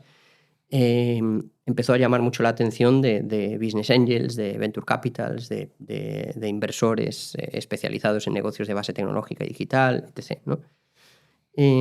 Nosotros ahí tuvimos, yo creo que llevábamos 3 meses apenas con ese modelo, y mi pareja y yo, todo esto da para otra charla, mi socia original es mi pareja en este proyecto, recibimos una oferta de 1 millón de euros de inversión. Sin vosotros buscarla. Sin nosotros buscarla, efectivamente. A través de un business angel vino y nos dio una oferta de 1 millón de euros de inversión. ¿Y qué hiciste? Esto es lo contrario a lo que suele pasar, ¿no? Un emprendedor se tiene que currar un buen pitch e ir a buscar diferentes puntos donde conseguir financiación. A nosotros nos vino casi regalada, ¿no? Yo no sé si por insensatez o por lo que sea, yo le decía a Lara, ¿no?, que es mi pareja, no lo tengo claro, tío. Yo no creo que este tío nos pueda aportar lo que necesitamos. Y ella, pero 1 millón de euros no es lo que necesitas, 1 millón de euros. Digo, joder, te sobrarán. Y digo, no, pero no se trata de eso. Es que tú fíjate que creo que nosotros necesitamos mucho más otras cosas que dinero, ¿no? Yo tengo la teoría de que hay veces que tú no necesitas que te compren un barco, necesitas que te enseñen a leer las cartas náuticas, ¿no? Porque el barco ya lo irás comprando. Y yo sentía que en aquel momento, por el bloqueo de haber fallado las 3 veces anteriores, por un poco ese miedo a esta es la última, tiene que salir bien, por diferentes criterios necesitaba a alguien que me diese perspectiva, o que nos diese perspectiva, porque ella también tenía su perspectiva, pero ella es mucho más financiera, mucho más cuadriculada, como le digo yo siempre. Pero yo, que se supone que soy la parte más estratega o más creativa, estaba como medio bloqueado. Decía, yo creo que si me dan 1 kilo ahora mismo lo quemo y no hago lo que tengo que hacer. Lo voy a malgastar. ¿Y qué pasó? Pues lo que pasó es que conocí al que a día de hoy es mi socio principal en este proyecto, o es nuestro socio principal. Perdona que hable siempre en singular, pero aquí tengo que meter a mi pareja en la ecuación porque sin ella el proyecto no existiría, ¿no? Esto no lo digo por la vena romántica, lo digo por la realidad, porque empujó muchísimo y igual que yo sacrificó todo su capital para sacar... Sí, cuando te hablo de todo ese gasto, en ese gasto iba lo suyo, ¿no? Los ahorros de su vida, ¿no? Pero ahí conocimos al que hoy es nuestro socio principal. Es una persona que tiene una capacidad increíble para detectar hacia dónde debe ir un negocio. Esta persona me dijo, a mí me gusta mucho Pilgrim, yo no te voy a dar 1 millón de euros ni por apuesta, pero lo que sí que te voy a dar es lo siguiente, te voy a dar equipo que a ti te falta, tú tienes equipo pero te falta pues una persona con este perfil muy senior, te falta pues un buen project manager que te eche una mano a ti porque no puedes estar a todo, te falta una persona que le ayude a Lara en la parte financiera a enfocar el hacia dónde podemos ir pues a la hora de hacer ciertas cosas, etc, ¿no? Y me gustó tanto la conversación que tuve con él que yo le dije, adelante, ¿no? Adelante. Y dijiste que no a 1 millón de euros y sí a una conversación. Y sí a una conversación, exacto. Instinto. Instinto y bendito instinto, porque hoy por hoy creo que estamos aquí en gran parte gracias a esa conversación. A esa conversación, ¿no? Porque esa conversación no solo me abrió en aquel momento una pequeña ronda de capital poco más que semilla, era un poco más que semilla, pero era una ronda pequeñita porque realmente lo importante fue, que este es un modelo que yo he seguido, que aprendí de él, ¿no?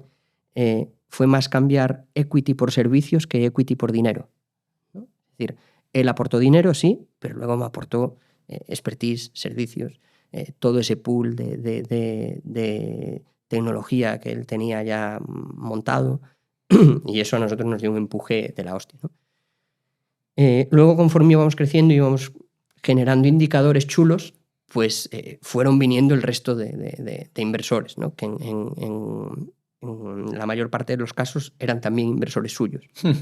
Entonces, como confiaban en su forma de gestión, confiaban en esa visión tan clara y tan inspiradora que él tiene siempre, y él confiaba en mí, ¿no? Pues era como, si tú confías en él, nosotros confiamos en él y vamos a por ello, ¿no?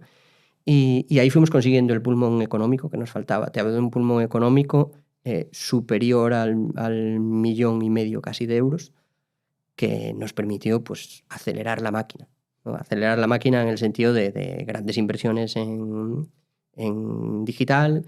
Sobre todo, ¿a dónde se iba todo ese dinero? A programación y a marketing digital, ¿no? Exacto. El 90%, ¿no? El 90% de ese dinero se iba a desarrollo, a poder ir rápido, porque al final tú estabas en un entorno que en cualquier momento podría salir un gran player de estos que tiene pulmón financiero para aburrir y ganarte. Y luego a estrategia digital. Inbound, SEO, efectivamente. email. Efectivamente. A grandes campañas. Lo que tenéis montado, el tinglao que tenéis montado. A grandes campañas de paid, a una estrategia SEO muy potente de tratar de ser los players principales para todas esas keywords informativas transaccionales que pudieran traernos un mínimo resquicio de negocio, porque nuestro objetivo era coparlo. Es decir, vamos a hacer que el usuario nos encuentre y busque lo que busque. Luego ya lo llevaremos al sitio donde se gasta el dinero, ¿no? Pero primero que nos encuentre. Y ahí empezamos a tratar de meter pues alrededor de 700 keywords en top 3 y lo cumplimos. Metimos 700 keywords en top 3 y 700 keywords en top 3, pues claro, fíjate, al final a nosotros y eso ha ido creciendo muchísimo. El 65-70% de la conversión nos viene por un origen orgánico. Esto es lo que nos diferencia de gente que tiene que tener la billetera abierta todo el año, que no quita que la tengamos nosotros también, pero que tiene que tener la billetera abierta todo el año para conseguir resultados, ¿no? Vosotros lo fuisteis haciendo al principio y luego bajasteis la inversión en paid para subirla un poquito más en SEO, porque al final... Fuimos equilibrando, efectivamente. Hasta hoy. Hasta hoy, sí. Después de eso, simplemente, vinieron... Es rentable, ¿no? Hoy, Pilgrim. Sí, sí, sí. ¿Cuánto tardasteis en rentabilizar ese 1,5 millones? Es decir, en cubrir y devolver ese 1,5 millones, entre comillas, o en generar ese 1,5 millones y empezar a ganar dinero. Pues mira, Pilgrim tardó en alcanzar break-even 3 años. 3 años. Estuvimos 3 años... Esto es algo que la gente también tiene muy estigmatizado, de si una empresa a pérdidas sí, una empresa a pérdidas no. Yo voy a responder como buen gallego, ¿no? Depende. Nosotros tardamos 3 años en alcanzar break-even, pero porque nuestro objetivo no era break-even para toda la gente que nos esté escuchando? Break-even es el punto de equilibrio, ¿no? En el momento en el que la empresa genera al menos para cubrir sus gastos. 3 años. Y no da pérdidas. Estuvisteis en déficit y a los 3 años ya estabais igual, ya para empezar a ganar dinero. A partir de ahí empezamos a ganar dinero, exacto. ¿Por qué digo que muchas veces la estrategia tiene que ser gastar dinero y quemar dinero? Porque si tú quieres ser líder de un mercado, tienes que tratar de ir más rápido que el mercado. E ir más rápido que el mercado a veces, que los grandes. A veces implica quemar dinero. Y para eso están los inversores. No están los inversores para que quemes su dinero, sino para darte ese aporte económico y ese pulmón que quizá tú no puedes permitirte estar 3 años quemando pasta.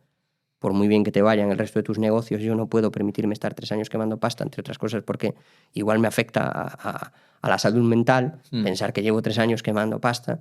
Sin embargo, hay gente que se mueve muy bien en este entorno, ¿no? Que lleva ya muchos años invirtiendo en startups, que sabe perfectamente lo que implica tener una cartera de invertidas y que alguna va a tardar X años en alcanzar un break-even, otra no lo alcanzará nunca. Pero es importante entender que sí, que muchas veces las startups tienen que estar años quemando dinero y yo ahora lo entiendo también por aquellas en las que yo invierto. Es decir, hay startups que tienen que estar años quemando dinero si queremos ir rápido, si queremos ganarle a los players que ya están ahí, que si ven ese gap que tú has visto, de la misma forma que tú lo has visto, igual son capaces de montarlo en una cuarta parte del tiempo que a ti te lleva. Y entonces la única forma de posicionarte ahí y llegar allí primero es gastando dinero a dolor. Aparte de Pilgrim tenías tus otras empresas, la consultoría, la agencia, correcto, que apoyaban este proyecto, nunca mejor dicho. Antes de pasar a la siguiente, porque a lo mejor la gente que nos esté escuchando se piensa que esto acaba aquí. ¿Qué va? Si tienes unos negocios que son incluso más curiosos que Pilgrim, ¿vale? Vamos a regalar algo, ¿no? De Pilgrim, ¿no? Vamos a regalar ¿Hacemos algo. un concurso? Sí, hacemos un concurso. ¿Al mejor comentario? Por supuesto, al mejor comentario. ¿Qué regalamos al mejor comentario durante las primeras 48 horas? ¿Dejamos 2 días? Dejamos 2 días. Vale, pues para todos los que nos estéis viendo o escuchando, Pilgrim va a regalar... Vamos a regalar una estancia de 2 noches en Santiago de Compostela, donde termina el camino, con un acceso privado a las cubiertas de la catedral, que es maravilloso ver la ciudad desde allí arriba, y una cena en un restaurante con estrella Michelin. Creo que la ocasión lo merece.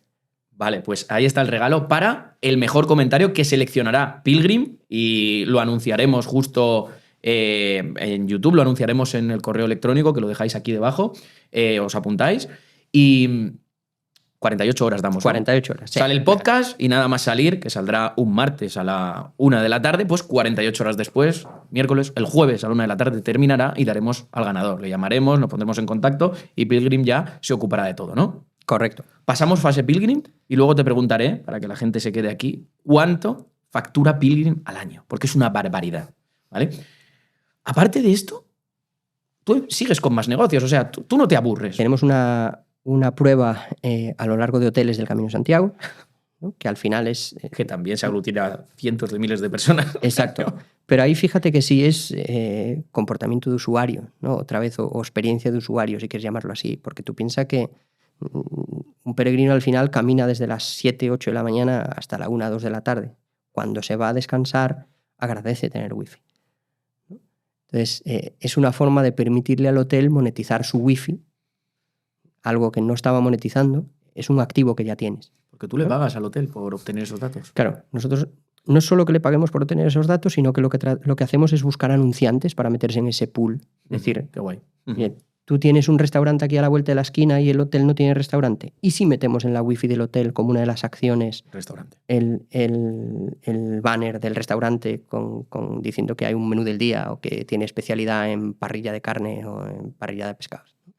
Entonces, ahí es donde ayudas mucho al usuario y tu partner está monetizando un activo que no estaba monetizando porque el restaurante se está ofreciendo. Lo estaba regalado. Y el restaurante, que es el partner de tu partner, se está beneficiando, ¿no? Con lo cual es una ecuación en la que ganan 3. Esta es otra de las muchas empresas que tienes. No sé si quieres mencionar alguna más, porque yo conozco varias. Estas Sí, son a un ver. poco las que más me llaman la atención. Quizá habría que hacer dentro de unos meses un segundo episodio del podcast con más cosas, porque tienes mucho que contar. Pero creo que podemos hablar de tu vehículo de inversión, ¿no? Sí, sin problema. Porque aparte de estas empresas y otras que tienes, creo que estas son las más llamativas y donde has ido explicando un montón de cosas, es como una masterclass de cómo montar negocios, de cómo hacerle marketing digital efectivo. Has hablado del momento y no solo del momento que se te ha pasado el momento, sino también has hablado de que estabas... el momento aún no había llegado y tú estabas antes que el momento. O sea, cuidado, tiene que ser el momento concreto. Entonces, aparte de todo esto y de gestionar todas estas empresas, de tener un montón de gente, tienes un vehículo de inversión. Háblame de esto. Sí, desde hace unos años trato de replicar un poco el modelo que yo viví en su día, ¿no? El de cambiar equity por servicios, o tengo la suerte al final de estar en 4 o 5 de las aceleradoras más grandes del mundo a nivel startup, ¿no? Una en Boston, una en Silicon Valley, una en Colombia, otra en Perú. Al final en Latinoamérica hay grandes aceleradoras de startups. Y tú estás en las mejores. Y yo estoy en las 5 o 6 mejores y al final ves muchos proyectos al final de año, ¿no? Entonces, joder, yo me di cuenta de por qué a la par que apoyo a estos proyectos no voy tomando participación en algunos que detecto más que necesiten grandes sumas de dinero, necesitan esa figura de alguien que les enseñe, mira, mejor que por ahí no vayas porque tienes este riesgo, este y este que tú no habías identificado, ¿no? Y al final esto es una tarea importante que creo que tenemos lo que más a nivel macro se llaman los business angels. Yo todavía no me considero un business angel porque no tengo una cartera de inversión enorme, pero sí que fui empezando a hacer ese modelo, ¿no? Y al final, pues, bueno, he empezado a ir detectando que en este mundo hay mucha gente que vive vidas de mentira y eso se traslada en las startups, ¿no? Hay muchas startups de mentira, muchas startups superficiales. ¿Qué quiere decir eso? Pues quiere decir que hay gente que monta una startup para darle un look and feel glamuroso, ¿no? Que parezca, mi startup trabajamos con IA. Sí, pues trabajas con IA. Y es mentira. ¿Cómo y para qué? ¿No? Bueno, no, es que lo que hago yo, eso no es IA, eso es automatización. O llámala. Lo decimos siempre aquí, que la gente le pone IA a todo y realmente es algo que ya se hacía, pero exacto, le ponen ese nombre. Llámala a las cosas por su nombre, ¿no? Entonces yo lo que estoy tratando de invertir es en proyectos que tengan una esencia sincera, honesta, que tengan un modelo de negocio invertible, que esto es importante. Invertible quiere decir que tu startup, si yo te doy recursos, sean monetarios o no, va a crecer. Uh-huh. Porque hay startups que no son invertibles. Es decir, no todo el proyecto sirve para meter gasolina. Por mucha gasolina que le metas a un coche que tiene un 1002 gasolina, no va a correr más. Sin embargo, hay otros proyectos que tú le inyectas pues, recurso humano o le inyectas presupuesto para invertir en marketing o alineas un poco el go-to-market de cómo hay que salir al mercado, en qué momento y con qué comunicación. Claro, son proyectos que consiguen escalar muy pronto, ¿no? Entonces ahí yo me estoy centrando sobre todo en proyectos que están en esa fase, en una fase con una idea muy clara, con una idea muy bien definida, con un MVP muy estructurado, muy desarrollado, aunque a veces tenemos que quitar cosas o poner otras, y a partir de ahí me quedo con esa participación y trato de ayudarlos a crecer. Pues hemos hablado de un montón de cosas, pero tengo una curiosidad. ¿Qué habilidades has tenido que adquirir en tu camino como emprendedor que han exigido cada uno de tus negocios? Define algunas habilidades que tú dijo, cuando empecé yo no sabía todo esto y las va a requerir cualquier emprendedor a día de hoy. Sí, desde luego. Mira, yo creo que la primera habilidad es la permeabilidad. ¿Eso qué quiere decir? O sea, ser una persona permeable es que absorbes todo lo que te encuentras, ¿no? Entonces, yo cada vez que escucho hablar a Luis Villanueva aprendo de SEO. Cada vez que escucho hablar a Iñaki Tobar aprendo de analítica.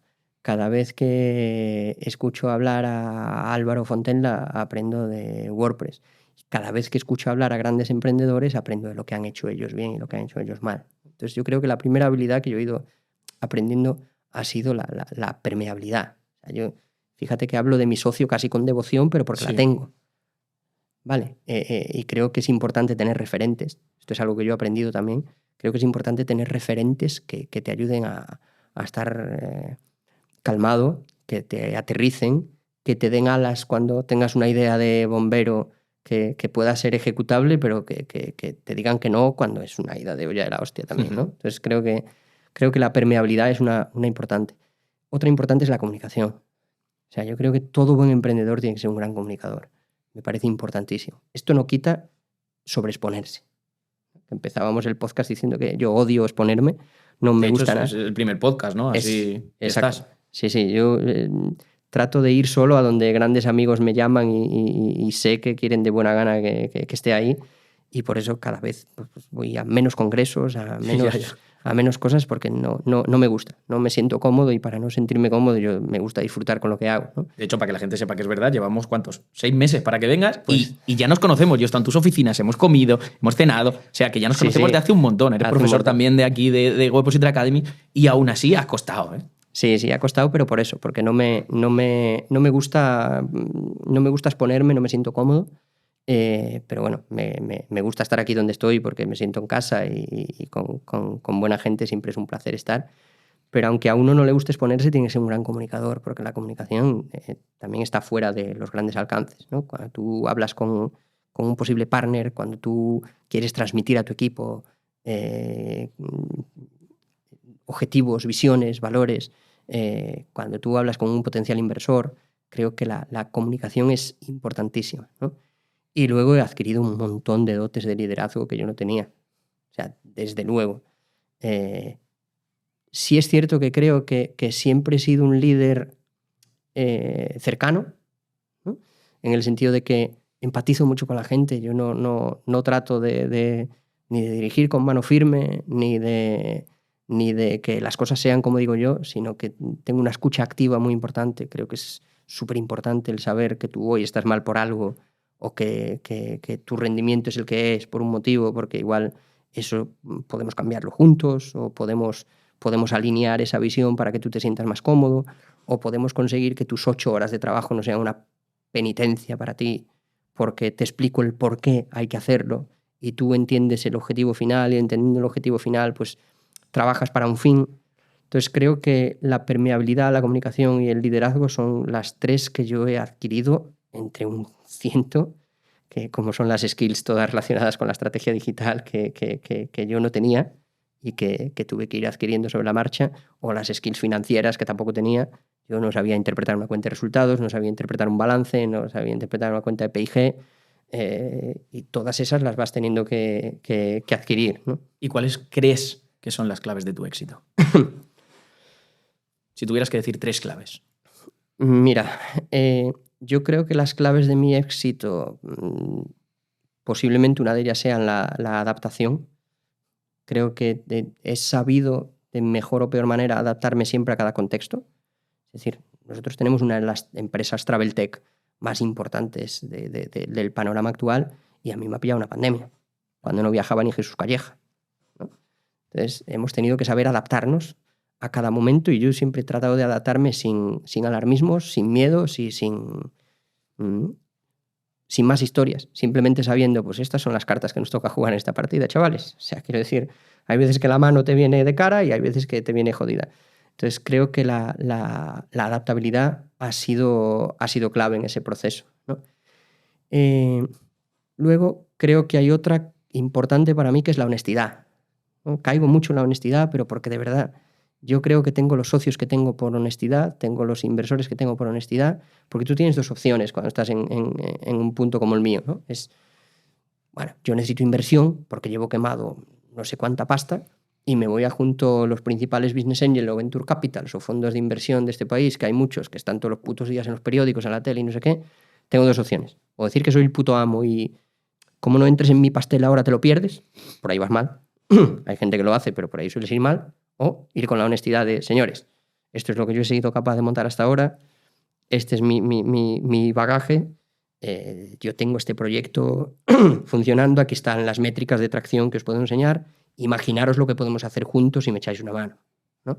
Entonces creo que a mí toda esa honestidad me ha ayudado siempre con mi equipo, con mis inversores, con mis socios, con el entorno en general. Y luego creo que hay otra que es la racionalidad.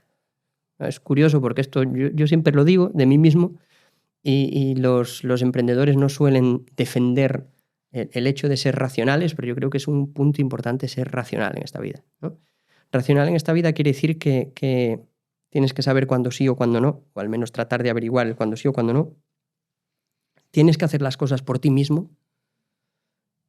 ¿A qué me refiero con esto de hacer las cosas por ti mismo? Que hay gente que hace cosas por el aplauso, por salir en prensa, por el reconocimiento externo, por los premios, pero eso es como una bandeja de percebes, te la comes entera y sigues con hambre, ¿no? O sea, cuando tú haces las cosas por eso, vas por el mal camino. Entonces creo que es importante que lo hagas por ti mismo. Y también que te obsesiones con aprender del proceso, no del resultado, ¿no? Esto también es una frase bastante romántica, pero Sí. es verdad, ¿no? A mí me mola mucho el básquet y decía Phil Jackson, aquel mítico entrenador de los Bulls, que obsesionarse con ganar es el juego favorito de los perdedores, ¿no? O sea, a mí me la fuma ganar. O sea, a mí mañana me sale mal algo y, ok, trataré de que no me hunda económicamente ni a mí ni a mi familia, porque ahora tengo un crío y uno ya empieza a cambiar de forma de pensar y ya se vuelve un poco más conservador y etc. Pero a mí no me preocupa ganar. A mí lo que me preocupa es en qué me he convertido a lo largo de estos últimos 20 años, que se dice pronto, pero han pasado 20 años desde aquel 2003, en qué me he convertido versus en lo que podría haberme convertido si yo hubiera opositado, o en lo que podría haberme convertido si yo hubiera trabajado por cuenta ajena. No, entonces, me gusta mucho mi versión de mí mismo de ahora. Y eso para mí es imprescindible. Entonces, yo te lo resumiría en esos 3 puntos. Otra pregunta también muy curiosa y que da pie por todo el camino que llevas, estos 20 años que has dicho, y es algo que muchos nos preguntamos siempre, ¿en qué momento un emprendedor se convierte en empresario? ¿Qué diferencias hay? Y si realmente el tener contactos en el mundo empresarial es tan importante. ¿Y qué importancia le das? Te he hecho 20 preguntas en uno. No, pero está bien, está bien. Te la voy a responder como desde dos ópticas diferentes, ¿no? Primero la de la diferencia entre emprendedor y empresario y luego ya la de si tener contactos no es importante. Yo tengo una teoría que es mía y es mía sola, ¿vale? Y es que creo que ser emprendedor o ser empresario es una cuestión de mentalidad. Quiere decir, yo me considero emprendedor constante, pero porque para mí lo que quizá para el mundo a nivel general diferencia a un emprendedor de un empresario es cuando ya tienes equipos, cuando ya el modelo de negocio está maduro. Esto es algo que se utiliza mucho, por ejemplo, el propio Eric Ries en el libro de Lean Startup, ¿no? La diferencia que hace es que un emprendedor trabaja sin un modelo de negocio validado, trata de irlo validando a base de pivotar y de probar si por aquí, si por allí, de hacer un MVP, de llevarlo al mercado, el famoso go-to-market. Y ya hablamos de empresarios cuando hay un equipo, cuando hay unas estructuras de compañía sólidas, cuando hay un modelo de negocio probado, rentable y traccionado. Esas serían las diferencias que te dirá mucha gente o que si vas a buscar, pues posiblemente te encontrarás, ¿no? Lo estándar. Exacto. Pero para mí, yo siempre defiendo la idea de que ser emprendedor es una idea de mentalidad. Es decir, yo me considero emprendedor siempre, pero porque yo necesito estar vinculado terrenalmente a mis negocios, necesito ver el día a día de lo que hacemos, necesito sentarme con el equipo, necesito empaparme, necesito conocer qué se hace bien y qué se hace mal. Tengo una vertiente casi obsesiva sobre eso, ¿no? Sobre saber qué hacemos bien, qué hacemos mal. Y sobre todo necesito estar en la cuerda floja, ¿no? Esto es algo que a la gente le sorprende, pero a mí me siento súper cómodo en esa cuerda en la que si caes hacia la derecha te la pegas y si caes hacia la izquierda has dado el pelotazo de tu vida, ¿no? Entonces, yo me siento muy cómodo en esa posición, ¿no? Y por eso creo que sigo manteniendo mi ADN emprendedor, aunque para muchos lo que soy es un empresario. Soy un empresario porque tengo estructura, porque tengo negocios rentables, porque hago pequeñas inversiones en otros negocios, por un montón de criterios. Para la gente soy empresario, pero yo me sigo considerando emprendedor. No obstante, decías antes si es importante los contactos, si uno ya es empresario cuando ya empieza a tener contactos. Sí, hay mucha gente que cree que los contactos son tremendamente importantes, que cree que la posición es importante. Esto de la posición a mí me lo explicaron hace años y es pura verdad. O sea, quiero decir, hay por ahí una frase que ronda que dice que el dinero llama al dinero. Sí. Es cierto. Es decir, si yo tengo que montar algo mañana, pues posiblemente me voy junto a otro emprendedor y no junto a alguien que no conozco.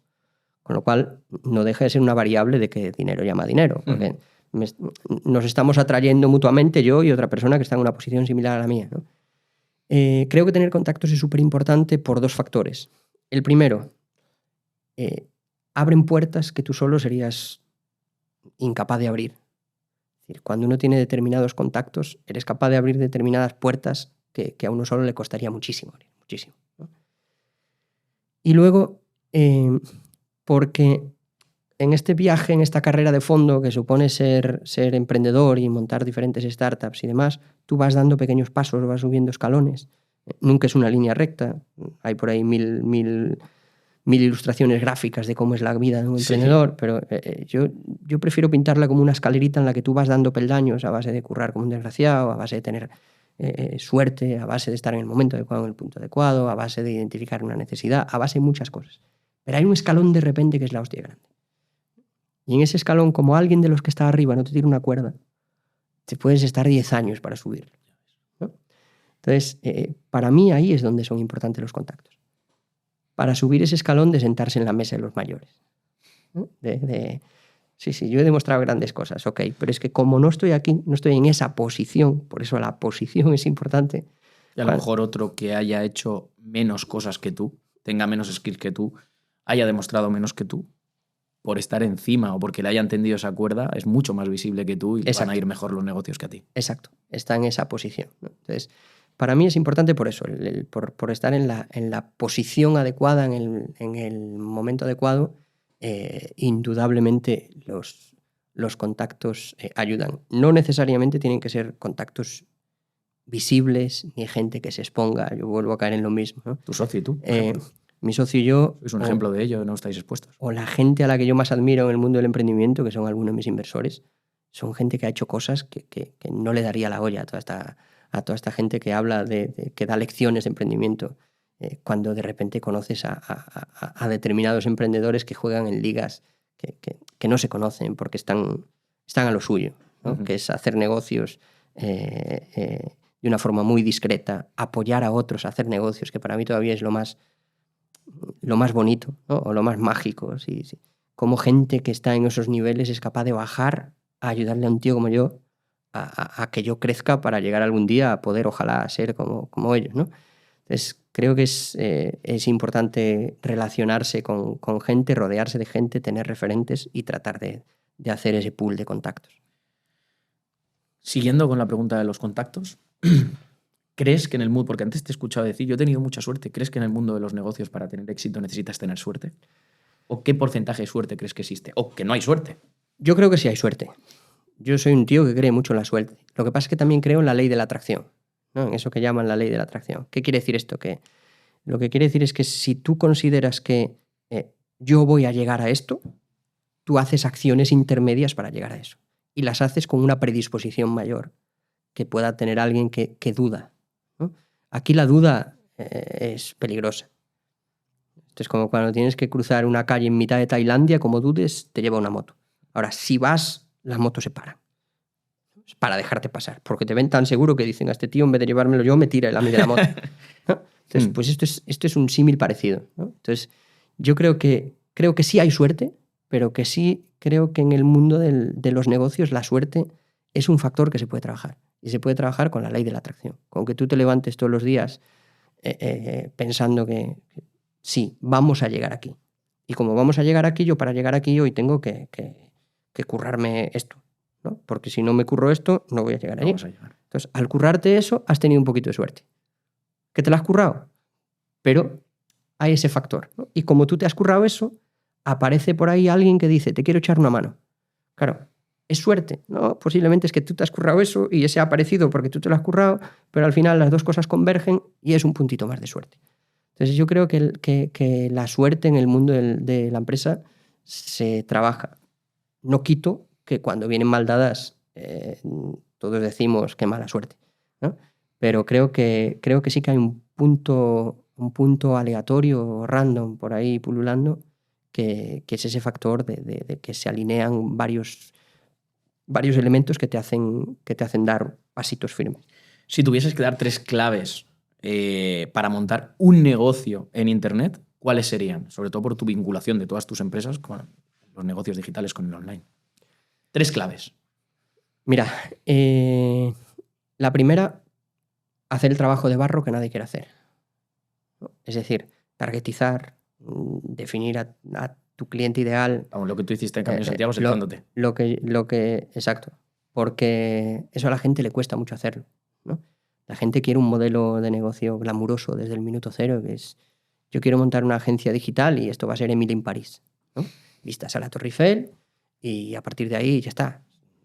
Sacamos esto adelante y es imposible que no triunfe. Si tenemos unas oficinas bonitas, una web de la hostia y las redes mega trabajadas, es imposible que esto no triunfe. No, pero es que esto no va así, ¿no? Entonces, para mí, el primero es hacer el trabajo de barro, que cuesta muchísimo, ¿no? El segundo, definir una estrategia. Definir una estrategia con un porqué. Es decir, un porqué y un para qué. ¿Tiene sentido que el modelo de negocio que estás montando lo hagas como lo estás haciendo? Es decir, ¿es necesario un marketplace? ¿Es necesario un e-commerce? ¿O deberías de jugar con un player que ya lo está haciendo bien y hacer afiliación, ¿no? Porque igual te vas a pelear con uno en vez de poder jugar con él, ¿no? Entonces, definir ese por qué y para qué. Y luego la tercera, que para mí es imprescindible, y esto es mi dogma del día a día, es mídelo todo y analízalo todo, pero yo a esto le sumo rápido. Es decir, si tú estás comprando... Yo hay semanas que pago leads a 45 pavos en países de no sé dónde. Claro, si estoy una semana pagando leads a 45 pavos sin enterarme de que esa semana no me están convirtiendo por lo que sea, porque claro, en negocios como el turismo hay coyunturas como el tiempo, sí, ¿no? Muy importantes. Hay otros negocios como, no sé, las telcos o los seguros, que hay una linealidad temporal, que puede haber determinados despuntes por lo que sea, por ofertas Black Friday, por campañas Navidad, por inicio de curso, entonces los alumnos o los estudiantes necesitan wifi, pero es mucho más lineal. Nosotros en negocios como el travel, como te digo, como no tengas muy medido y de forma muy rápida que lo que estás haciendo funciona, puedes quemar un presupuesto bestial en 5 días, sí, y cuando te des cuenta, la hostia ya la has llevado, ¿no? Entonces, para mí quizás serían esos 3. Vamos con el turno de preguntas rápidas. Cuéntanos la anécdota más loca que hayas vivido en estos 20 años que llevas como emprendedor, como empresario, como inversor, etcétera, etcétera. Una anécdota. Bueno, la anécdota más loca quizás sea al principio cuando nos ofrecieron ese 1.000.000 de euros de inversión sin conocernos. Todo esto vino porque a mí me invitaron a hacer un pitch sobre mis proyectos en una aceleradora que era una cooperación transfronteriza entre Galicia y Portugal, y de repente un personaje se levantó del público y empezó a preguntar sobre toda la tecnología de la que yo estaba hablando, ¿no? Yo estaba hablando de un stack Min, que es un stack de programación con Mongo, Express, Angular, Node, etc. Y el por qué usaba bases de datos relacionales o no relacionales, según en qué caso, porque estaba respondiendo... Algo muy friki. Exacto, algo muy friki. Ahora, mucha gente que nos esté escuchando a lo mejor se pierde ahí. Algo muy friki sobre bases de datos y el por qué había escogido esa tecnología y no sé qué. Y de repente se levantó un tío del público y dijo: ¿queréis dejar de hacerle preguntas a este chaval? Y la gente se dieron a pensar que era mi padre o un familiar mío o algo, decir, porque claro, esta ya era como la 10ª pregunta que respondía. Era como que la gente trataba de hacerme preguntas para ver si iban a pillar. Ah, hostia, ¿sabes? Claro. La gente llevaba ya... Querían pillarte, no se interesaban por tu negocio, sino lo que querían era a ver dónde está el fallo. Exacto. Y se supone que el pool que yo tenía delante era un pool de inversores, ¿no? Entonces de repente se levantó este hombre y dijo: ¿queréis dejar de hacerle preguntas al chaval? ¿Cuántos de aquí tenéis 2 millones de euros para invertir? Y Dios levantó la mano y el tío dijo: pues yo sí. Así que si soy el único con capacidad financiera para invertir, debería ser el único que hiciera preguntas. Se sentó, el auditorio se quedó volado, tal cual, nos quedamos todos a cuadros Yo Tú no siempre- conocías a ese señor de nada. No conocía a ese señor absolutamente de nada. ¿Y tú cómo te quedaste? Yo me quedé a cuadros. Dije yo, pero ¿quién es ese hombre? Y que se ha sacado así la esta encima de la mesa y me dejó voladísimo. Fue una anécdota muy Y curiosa. luego fue el que invirtió el millón de euros. Muy curiosa. No, Ah, vale, fue otro. luego fue otro Vale. el que nos hizo la propuesta del millón de euros. Sí. Bueno, pues un libro que te inspire, una película que te inspire y alguien a quien admires. Vale, ¿Y por qué? un libro que me inspire. He leído hace poquito, bueno, a mí me gusta mucho leer biografías. ¿Vale? No sé por qué, yo en mi casa, al ser, lo decía antes, soy el menor de 5 hermanos, en mi casa yo siempre he leído libros que iban por encima de mi edad, porque a mí no me compraban literatura infantil específica para mí, sino que leemos mucho en mi casa desde siempre. Mi padre es un devoralibros, es un tío con 80 años, sigue leyendo 2-3 libros a la semana, una pasada. Y yo me cansé de leer novela porque me tragué mucha de pequeño y ahora leo mucho libros sobre marketing, sobre emprendimiento o biografía, ¿no? Entonces, me inspira mucho la biografía de Rockefeller. Me gusta mucho una cosa que dice, que es que hay 2 clases de americanos: los que creen que los Estados Unidos estuvieron en guerra con Vietnam 20 años y los que creen que estuvieron 20 veces en una guerra de un año. Lo que viene a decir ahí es que somos cortoplacistas pensando que hay que pensar que cada año que pasa tu estrategia es diferente, tus recursos son diferentes, tus aprendizajes son diferentes.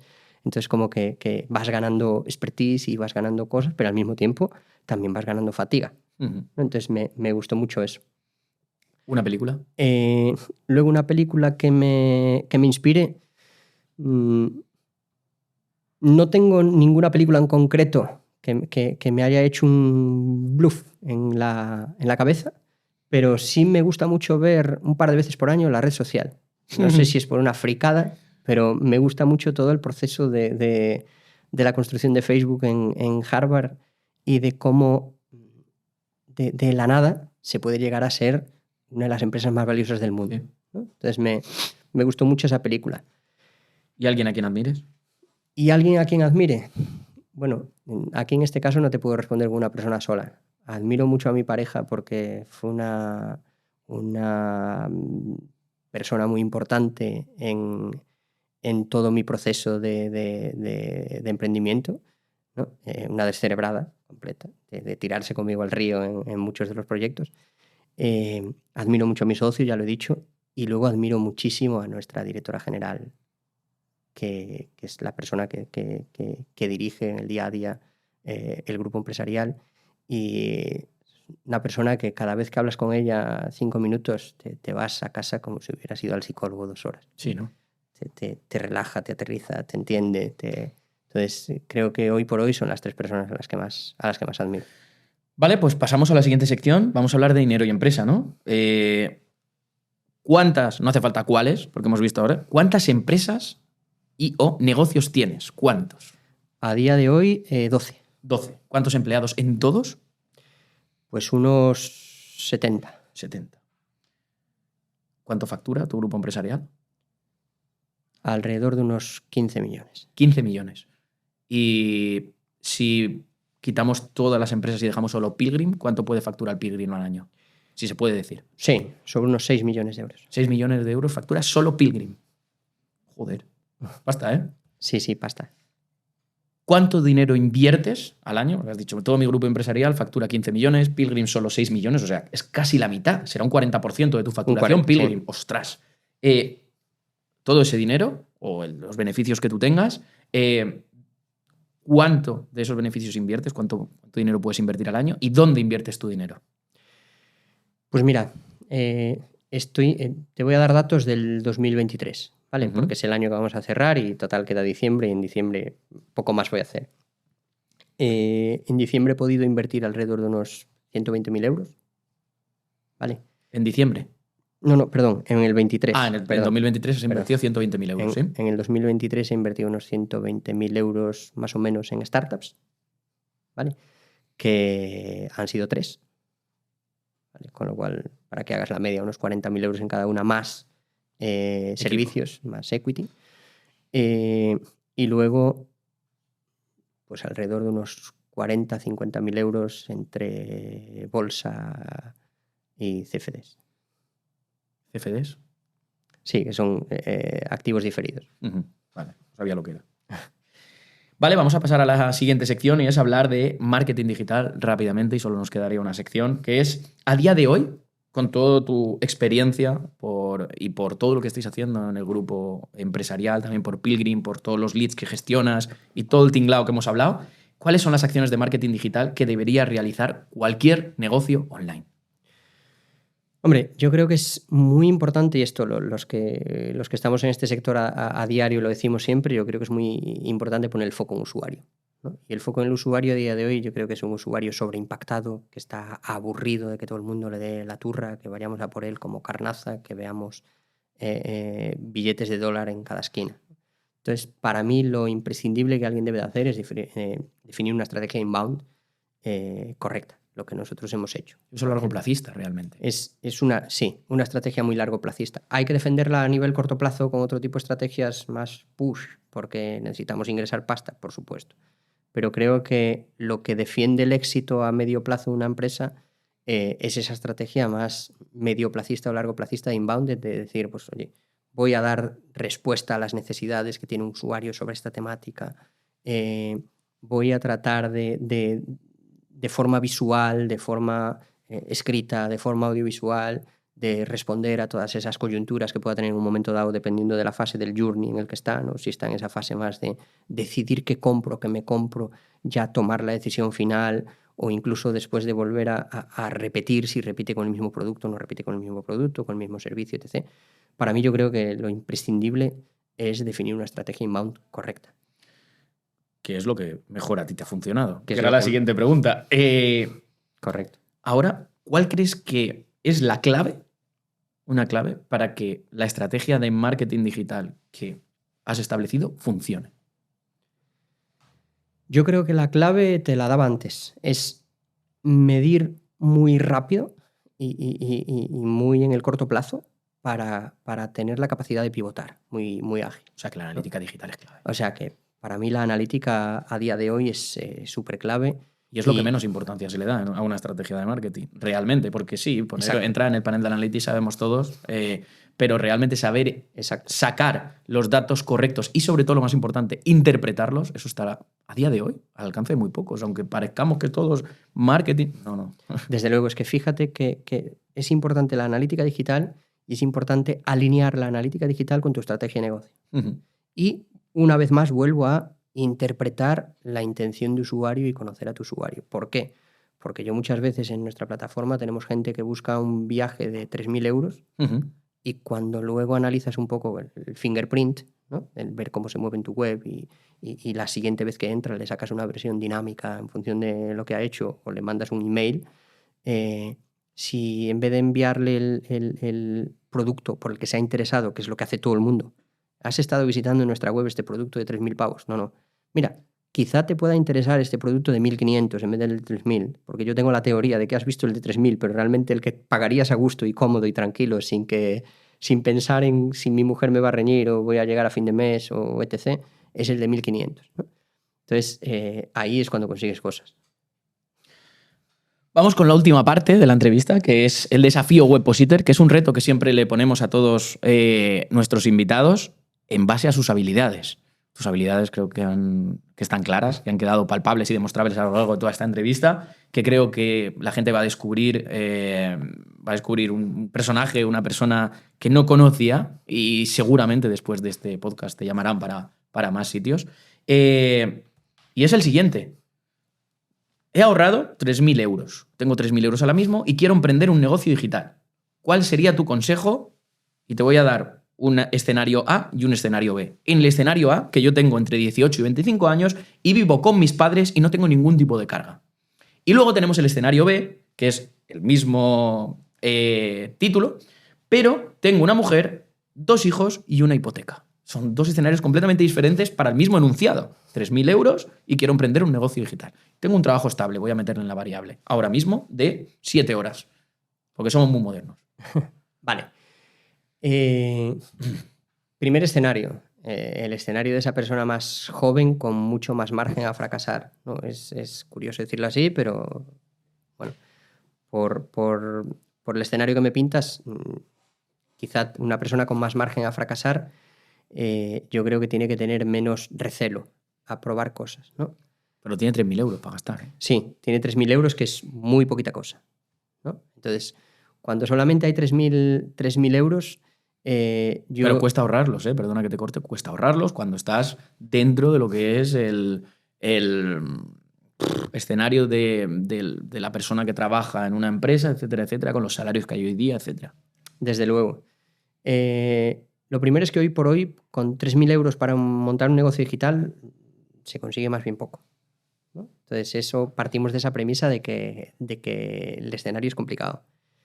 Dicho esto, en el primero de los escenarios yo le recomendaría adquirir una serie de skills para ser capaz de montar una landing page e ir a un negocio de CPL para grandes sectores. Coste por lead. Sí. Adquirir correos electrónicos para gente que nos esté escuchando. Un negocio de adquirir potenciales clientes para negocios de gran volumen, pero menos competidos. Es decir, como por ejemplo, no ir a jugar a fontaneros o a cerrajeros o a electricistas, tampoco ir a jugar a telcos ni bancos, sino que ir a jugar a sectores que estén transformándose digitalmente y que estén apostando ahora por la digitalización, como puede ser el sector renovables, placas solares o reformas incluso, ¿no? Creo que ahí podrían estirarse un poco esos 3.000 euros, pero siempre con mucha cautela. Pero adquiriendo previamente ciertas habilidades que te permitan hacer tú ese trabajo. Exacto, porque si no partimos de la base de que... O sea, si yo hago ese trabajo, ¿en qué invierto el dinero? Entonces, yo ese dinero lo invertiría en posicionamiento web y en unas campañas de paid de activación inicial para conseguir awareness. O sea, si yo también hago el SEO, tendría que ser para paid. Exacto. Vale. Ese es mi consejo. Y ya para el otro escenario, yo te diría casi que si no tienes las skills y lo que tienes es una mujer, un niño y una hipoteca, que no hagas un negocio digital. Seguramente te habrán dado muchas respuestas a esta pregunta, pero a mí me toca ser un poco el poli malo, ¿no? No, pero como está tan de moda ahora, monta tu negocio digital y hazte rico en 3 pasos, pues está bien que alguien con 20 años de experiencia, que ha pasado por muchísimo más que toda esta gente que está en redes sociales vendiendo motos, de una respuesta coherente basada en la experiencia y en la racionalidad, ¿no? Desde luego. Es que para mí ahí es donde entra el factor racional. O sea, yo no soy un emprendedor que se levanta a las 5:30 para meditar como Jeff Bezos y organizar mi día. Que te metes en una piscina de hielo, ¿no? No me meto en una piscina de hielo, ni luego entreno viendo vídeos de yados, ni después creo una newsletter para decirte cómo hacer automatizaciones y generar negocios digitales que te den 2.000 euros al día, ni hago prompts para ChatGPT. O sea, yo soy racional. Yo llego a las 8 de la tarde a mi casa y llego jodido porque me he perdido el baño del niño, ¿no? Entonces, eso es lo que tiene que hacer un padre de familia que tiene un trabajo estable y tiene esos 3.000 euros ahorrados, es disfrutar del escenario que tiene en ese momento, porque en digital no se gana dinero tan fácil como nos lo pintan, ¿no? Y creo que toda esta gente que lo vende así hace un flaco favor al entorno y a las falsas ilusiones y a las pretensiones que puede tener mucha gente que luego se ve que ha palmado esos 3.000 pavos y ahora no se puede ir con su hijo de vacaciones. Los inviertan en irse con su hijo de vacaciones, los disfrute y luego ya si acaso progresivamente que vaya adquiriendo habilidades digitales y cuando crea que tiene esas habilidades digitales y que va a poder hacer algo positivo con esos 3.000 euros, ahí sí que lo intente. Pues nada, hasta aquí la entrevista. Para despedirnos vamos a recordar lo que tenemos en juego, ¿no? ¿Qué tenemos en juego? Tenemos en juego una estancia de 2 noches en Santiago de Compostela con visita privada a las cubiertas de la catedral y una cena en un restaurante con estrella Michelin. ¿Y todo esto? Todo esto cortesía de Pilgrim. Cortesía de Pilgrim. Tenéis 48 horas para el mejor comentario, que lo elegirán ellos. Ellos dirán, este ha sido el mejor comentario, el más creativo, el más chulo, el que más nos ha gustado. Exacto. En resumen. Así que dejadlo en los comentarios. No os olvidéis, por supuesto, de darle 5 estrellas si lo estáis escuchando en cualquier plataforma de podcasting. Si estáis en YouTube, comentar. Si estáis en la de podcasting, también iros a YouTube a comentar y suscribiros. Y, por supuesto, suscribiros en todas las plataformas de podcasting donde nos estéis escuchando. Y también en YouTube. Muchísimas gracias, Roberto, por tu tiempo, por tu predisposición, sobre todo por tu sinceridad, por abrirte tanto, porque has hablado de todo, has dado cifras, has hablado de tus fracasos, de tus éxitos, del camino de un emprendedor, de un empresario, has hablado de un montón de cosas, te has abierto y eso es de muy, muy una persona muy valiente y sobre todo es de agradecer. Yo para mí esto ha sido una masterclass. Como digo, mi nueva universidad son los podcasts y con gente como tú pues da gusto. Así que nada, esperamos verte dentro de unos meses, ¿no? Esperamos verte dentro de unos meses y nada, si queréis ver otra vez a Roberto, dejadlo también en los comentarios. Muchísimas gracias, Luis. Un placer estar contigo. Pues nos despedimos. Chao, chao. Hasta luego. Chao. Chao, chao.